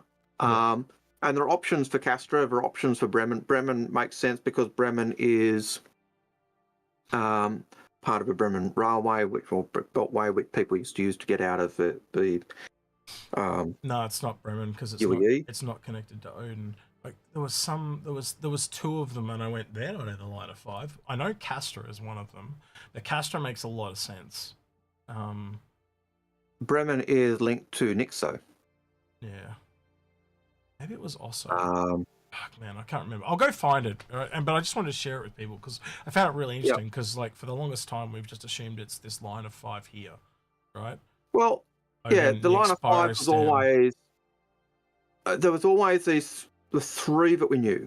We knew because we're in Stanton, and we knew we were getting Nyx. So that was 2, and Odin is where Squadron 42 is. So they were the 3. Yeah. The question was, what are the other 2? Yeah. Now Bremen links in with Nyx, so that could be a possibility.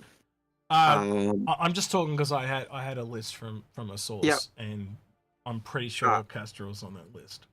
Yeah, Castra is also one that's made the talking point.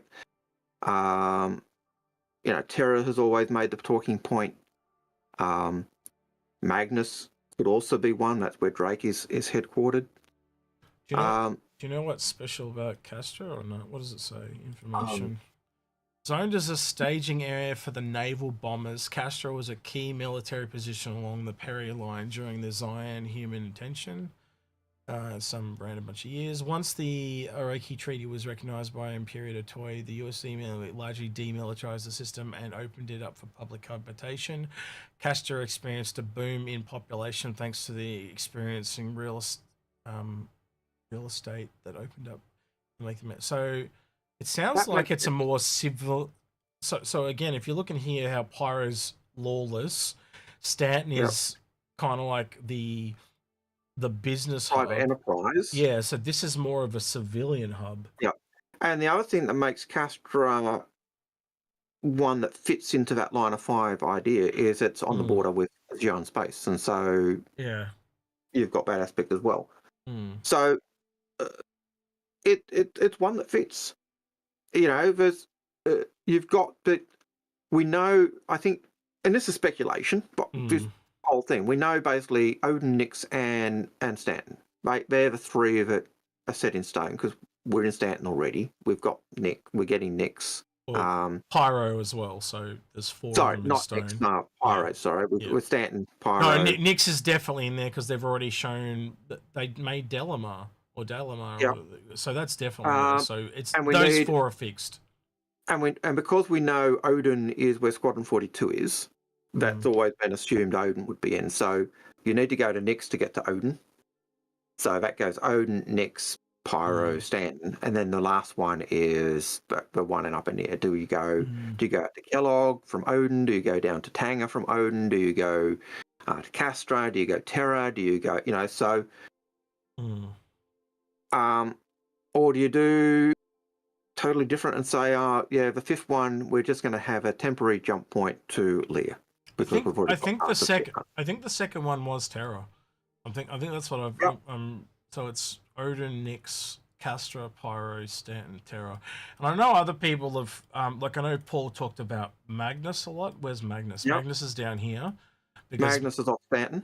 Because Magnus connects Stanton and that. So I would.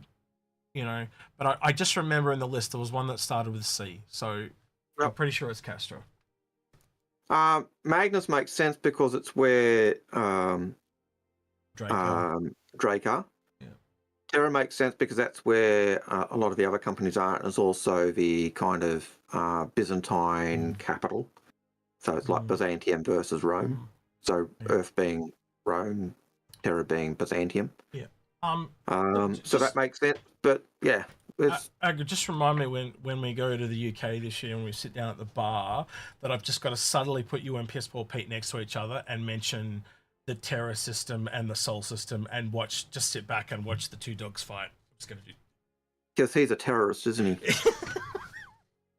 He's like Paul. What he's saying. Oh, it's going to eat you for breakfast. This is going to be great. Yeah. Yeah. It's never going to be the new Sol, Pete. Never. How can you ever replace Sol? Yeah. I'm sorry. Terra is just a bunch of they are the biggest bunch of. I didn't want to set him off, but I've clearly set him off. Yeah. Stop. We've got questions to answer. We've literally got. Terra will say everyone needs to be equal, but we're more equal than everyone else. They are evil to the core. I'm sorry. Yeah. Anyone who pushes Terra, absolute moron in India, in my opinion. But right. There you go. We got 5 minutes left. We've probably got 20 questions left. So how many different armament types we didn't get through? Hayes 3 says, will we ever see a Saber comment Warborn CCU? It's the last. No. Casey says, since the number of shields was stated was changing, probably increasing when the Zeus was discussed, do you think it's an oversight that the Galaxy is listed with one size 3?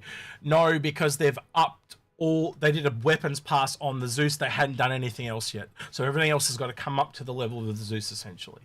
Mark Jones, question, do you think the MSR is undergunned? Absolutely, because it's a runner, not a fighter. Yep. So it's deliberately undergunned. Yep. Because it runs rather than fights. Yep. All right, Nova A42. Speaking of CIG changing their mind, what are the odds that the Ironclad assault originally wasn't going to have the roof open, cargo bay on the brochure, and no dot on the interactive page when other shared things were listed? We'll never know. They talk in the background. But I think we always thought that the roof opened. So, yeah, in our opinion, nothing changed. I thought it opened a limited amount. So yeah, but that's what CIG said. It opens, but it doesn't open all the way because it's covered by the room, which is what we thought anyway. So. Chinmay Booty says, CIG mentioned the Polaris in ISC that they plan to upgun the ship. What seems to be more likely, getting Geo to quad turrets or getting weapon size up? Either or. They've got They've already got quad size guns on it, and they've got double size guns on it. But upgun tends to generally. Does it matter? Yeah, it's not going to be more turrets, but it'll certainly be bigger or. The turrets will be upgunned, so they're either quads or larger weapons. So they give you quads when they don't want to give you range, but they want to give you the extra damage. When they give you the bigger guns, they want to give you both. And at the moment, the ship's got both. They've got quad guns, which you can clearly tell is for anti-fighter because they also hide behind a door, so they're not out all the time. And then so just when they're in trouble, they pull those out. And again, they'll do it to gameplay reasons. Absolutely. Right. Pizzy. I was going to call you Piz. Physics. Ah, clever. Yeah, it took me a while to get that one. Do you think that we will see them going back to Aegis and start to do some changes towards commercials or civilian market? Would make sense law-wise. Yeah, that could be a hint at the starter ship that we talked about way back at the start of the stream. Could well be. I'll do that one and do that one. Oh no, Chimmy comes in now. He says, will the Nautilus get a ship size upgrade? Size up for the shield, side turrets and other turret mines. Yeah, components and all that will get passes and stuff like that, as will the weapons. But again, you just got to give them time because it's time in the sun. There's 200 plus ships to go around, so things are dropped off. And it's a fairly niche ship, so it'll be one. I imagine it'll be one of the last, or when they decide they need to do turrets or mines. Yeah, I think honestly, someone said I want mines for gameplay reasons, and someone's going, well, let's just build a ship around it. I think that's where that's all come from. But again, what's to say also that and we talked about this, if that is a ship that drops mines for fighters, why can't you get another couple of mine layers as well? So why can't you have one that drops capital mines to take out capital ships? but it can only carry like one mine at a time. You know. And it's one of the questions we always raise about the Nautilus as well. Is I think the mines actually will make or break it. If it's too small, it's going to be useless. If it, so they've got to get that balance. Yeah.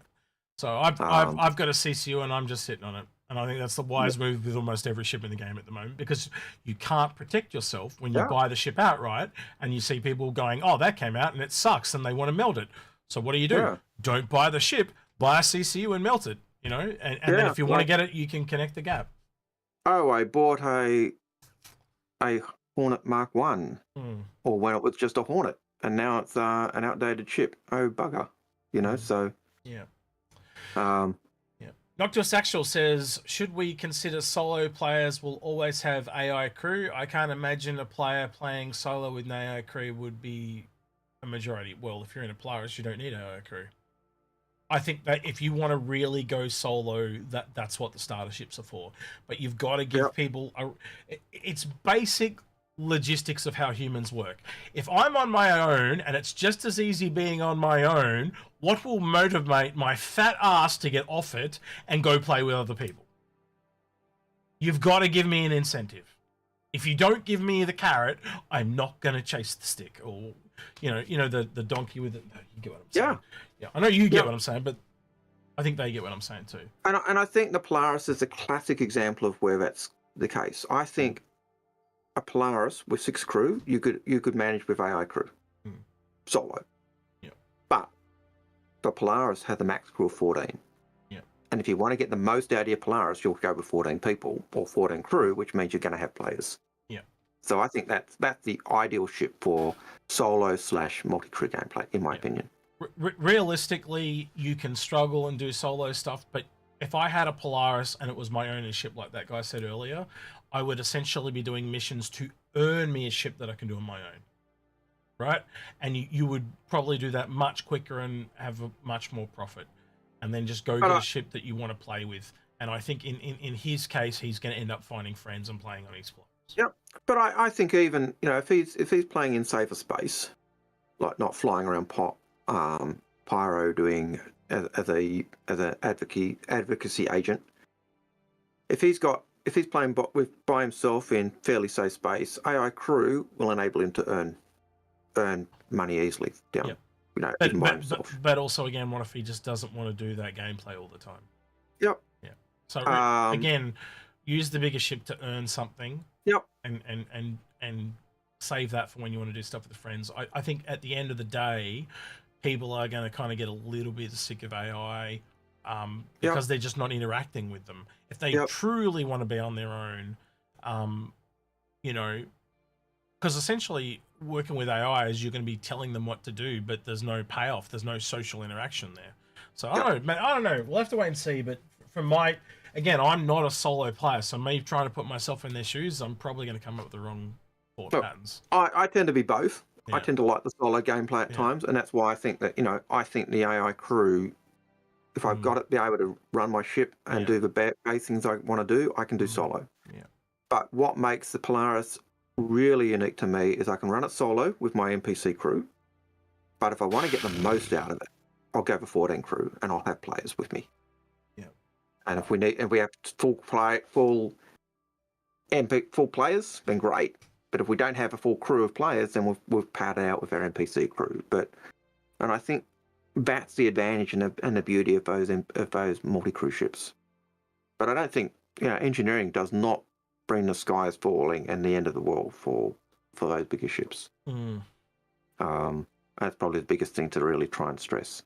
Bowler 999999999. I don't know if I got them all, but have you seen the Aegis Inquisitor? And if so, what are your thoughts about the design? No, I hadn't seen it, and I thought I'd have a look at it now since I saw the question coming up. It looks a little bit like a Raven or Saber, and a C1 had a baby, and a C1 Spirit had a baby. Yep. It's okay. I don't know what it does. So this is just looking at it from the looks. I don't know. There's something that's a little off about it, and I just can't put my finger on it. It looks a bit Raven-esque. It looks a bit. Yeah. It'll be wait and see. I can just tell you right now, from a legality perspective, they're probably not going to take it or use it in that way. And as soon as they do that, they have a problem at CIG because of things they've done in the past. They're really scared to play favorites, and I guarantee you that this would them see them as in playing favorites. And as soon as they took another ship from the community, there'd be a flood of people wanting them to take their ship ideas as well. So they'd probably just nip that in the butt and do their own. Yep. One of the best ships I have to say I saw was by an Aussie guy. Mm-hmm. He did the destroyer. He did a destroyer. Right. Or actually, I think he called it it was a destroyer, but I think it was too overgunned. It was more a cruiser. And I've just forgotten the name, but it was a brilliant ship. And he was building it. The way he was building it was function over form, rather than form over function. So but it was a lovely ship. Right. And I just can't remember the name at the moment. I'll look it up later and possibly remember to put it in a comment. Okay. But yeah. Jose says all MMOs eventually die when Star Citizen eventually shutters its servers and shuts down the game sometime in the distant future. What is the one thing you'll miss most? Name me an MMO that has actually died. Well, okay, Star Wars Galaxy died. God, I could just look up here and look at the graveyard. Age of Conan. Yep. No, Age of Conan still plays. It's not very popular, but it still plays. Are you serious? Well, okay. Yep. The Warhammer one. Age of Reckoning. No, they turned the servers off, Algared. Okay, but Warcraft is still played. You said name me an MMO that they've turned off. Yeah, I named one. Okay, he's saying all MMOs die. All games die eventually, Algared. EverQuest is still running. Yeah. Is Pong still running? No, you get my point. Right? But MMO's still, but EverQuest is still running. Matrix Online. There's another one. Matrix Online. There's another one that's dead. So not all MMOs die. Is my point. Some of the bigger ones. Asheron's Call, but player-made servers. But games like EverQuest is still running on official servers. Yeah. Shroud of the Avatar, which was made by Chris Roberts' mate, is not running anymore either. Yep. Yeah. So yeah. But not all MMOs die, and some of the big ones are still going. Yeah. EverQuest, one of the first, still running. All right. Dark Age of Camelot, dead, but it still has some fairly quiet, but still has some service. I think to get back to the actual question, it'll be the people and friends I made along the way. Yep. Right, Sandgroper. Yeah. So is Execute saying he'll wear a bow tie for next week's a bow time? I can't bow time. Can you bow time? I'd love to be able to bend time and bow time, but can you bow time, Algared? Bow time. Nope. I can't. He wants me to wear a big clock under my chin. Yep. No. Expert of the bow tie next server. Sounds like Sandgroper's got fat fingers and he meant bow tie. No, I won't wear a bow tie. Hey, if you donated a shit ton of money to charity, yeah, maybe. I think you. I'd have to go out and buy one. I don't know. Yep. Execute will wear a bow tie next stream if we get 100 new members on YouTube. There you go. Yeah. Whatever. 100 new subscribers. And Algared will dress up like me. And I'll just we'll do opposite days. So I'll dress up like Algared and you dress up like me. Yeah. Hey, easy. T-shirt and cap. Yeah. Sweet. Yep. That's it. And I've got to dress up like an egg. You got to find a waistcoat and a tie. Yeah. I'd have the easy one there. So yeah. 100 YouTube subscribers this week, and Execute will wear a tie next week. There you go. Yeah. All right. Dr. Reanimation says, do you think that we might get some basic AI piloting options for uncrewed or solo ships that would enable the pilot to leave the seat and fix a few things while straight line, or does it? No, I think you'll literally be able to get AI crew properly and say, like if you look at the systems that are involved, it's like we now have a star map, and you can set a route. Yep. And you have the fact that they can follow pathing. It just connect the dots. It's really obvious. Yep. They're just going to where you told them to go on the route map. Yep. Yeah. And just to let you know, Sangrope in Twitch is saying, bow tie, it was early. It was early. And here's Western Australian, which does mean it was. Look, I'm going to be honest. I him. saw it earlier when he said it, and that's why I lent into it. Just to emphasize his mistake, to make him feel shit, because he was trying to make me feel shit. So that's why I did it. Right. Physics. Yeah, physics thought I would love the project with every fiber of my body. Sometimes I question my decision on pledging. Yeah, that we all go through that. And if you've got to do that, limit your spending, which is what we've all kind of done as we go along. Unless you're Algared, No, look. People ask me what did I buy in Invictus? Nothing. Yeah. Not even a skin. The only thing I've got to admit, the only thing I've looked at in Alien Week that interests me is the Gemini gun. That's the only thing that interests me because I like Gemini. That's another company I do like. Why do I like Gemini? Tavaran. Because it's a Tavaran company. Well, made by Tavaran. So Gemini are the twins, two street kids who got together. One of them was Tavaran, one of them, the girl was human, and they just hid that it was a Tavaran. And so they just said they were twins, and she was the front person, and the Tavaran made all the weapons. So... All right, Anovi says, do you think there will be a Vandal salvage ship based on how they scavenge tech? Yeah, absolutely. Yeah, it would make sense. Could be a thing. But again, it just, where they go, like it's so far away. We're talking, I would... Go on, sorry. I was just going to say, it just depends where they want to go. I would expect a Vandal mining ship, because the driller is basically a ship that just deep just carves the earth out and just chomps it. So yeah. Anivo also asks, do you think there'll be an alien Titan suit equivalent? My initial reaction is they can go wherever they want to go, just like before. But my initial reaction is no, because they were designed to take on the Vandal due to their height. I think the only other race that would need that would be the Zion. Yep. And since that was originally done, if you look at the heights of the characters, they're not as that. There's not that great a disparity in size anymore. So it'll probably do counter some other factor of them, like their super strength or whatever. So yeah. Yeah.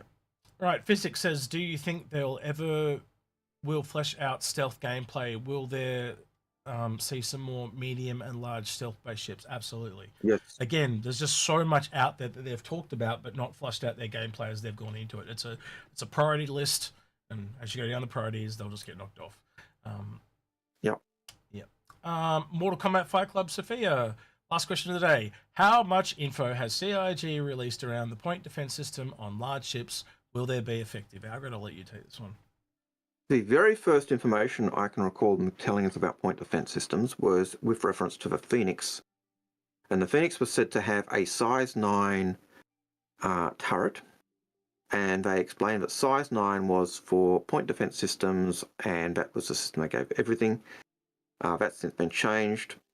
Other than that, we don't know much at all. So, yeah. We know that our current turrets can target missiles and torpedoes, and so you could shoot them down. That's kind of point defense. Well, automated point defense systems. This thing, we know they're on the Perseus. We know that Phoenix is supposed to have one. We know the 890 jump was originally supposed to have them, but that's about it. I can't think of any other information off the top of my head that they've given. They really haven't gone into it too much. All right, so that is the end of today. We're going to raid out to the Astropub, our fellow Inforunner. He is hanging out with Loken, I believe, and they're doing the Xeno threat. So say hello to Paul. Give him some shit about the Redeemer just from me. Yeah. So said X. Just tell him, or something, you know. Just give him grief. Just tell him that he's doing a Xeno threat. He really should have a Redeemer. Yeah, why in your favourite ship? Why aren't you using a Redeemer for Xeno threat? So yeah. Also, if you hang around on YouTube, I've also set it up to redirect on YouTube as well. So yeah. All right, then YouTube say goodbye to Twitch. Twitch say goodbye to YouTube. Bye Twitch. Yep. And we're out of here.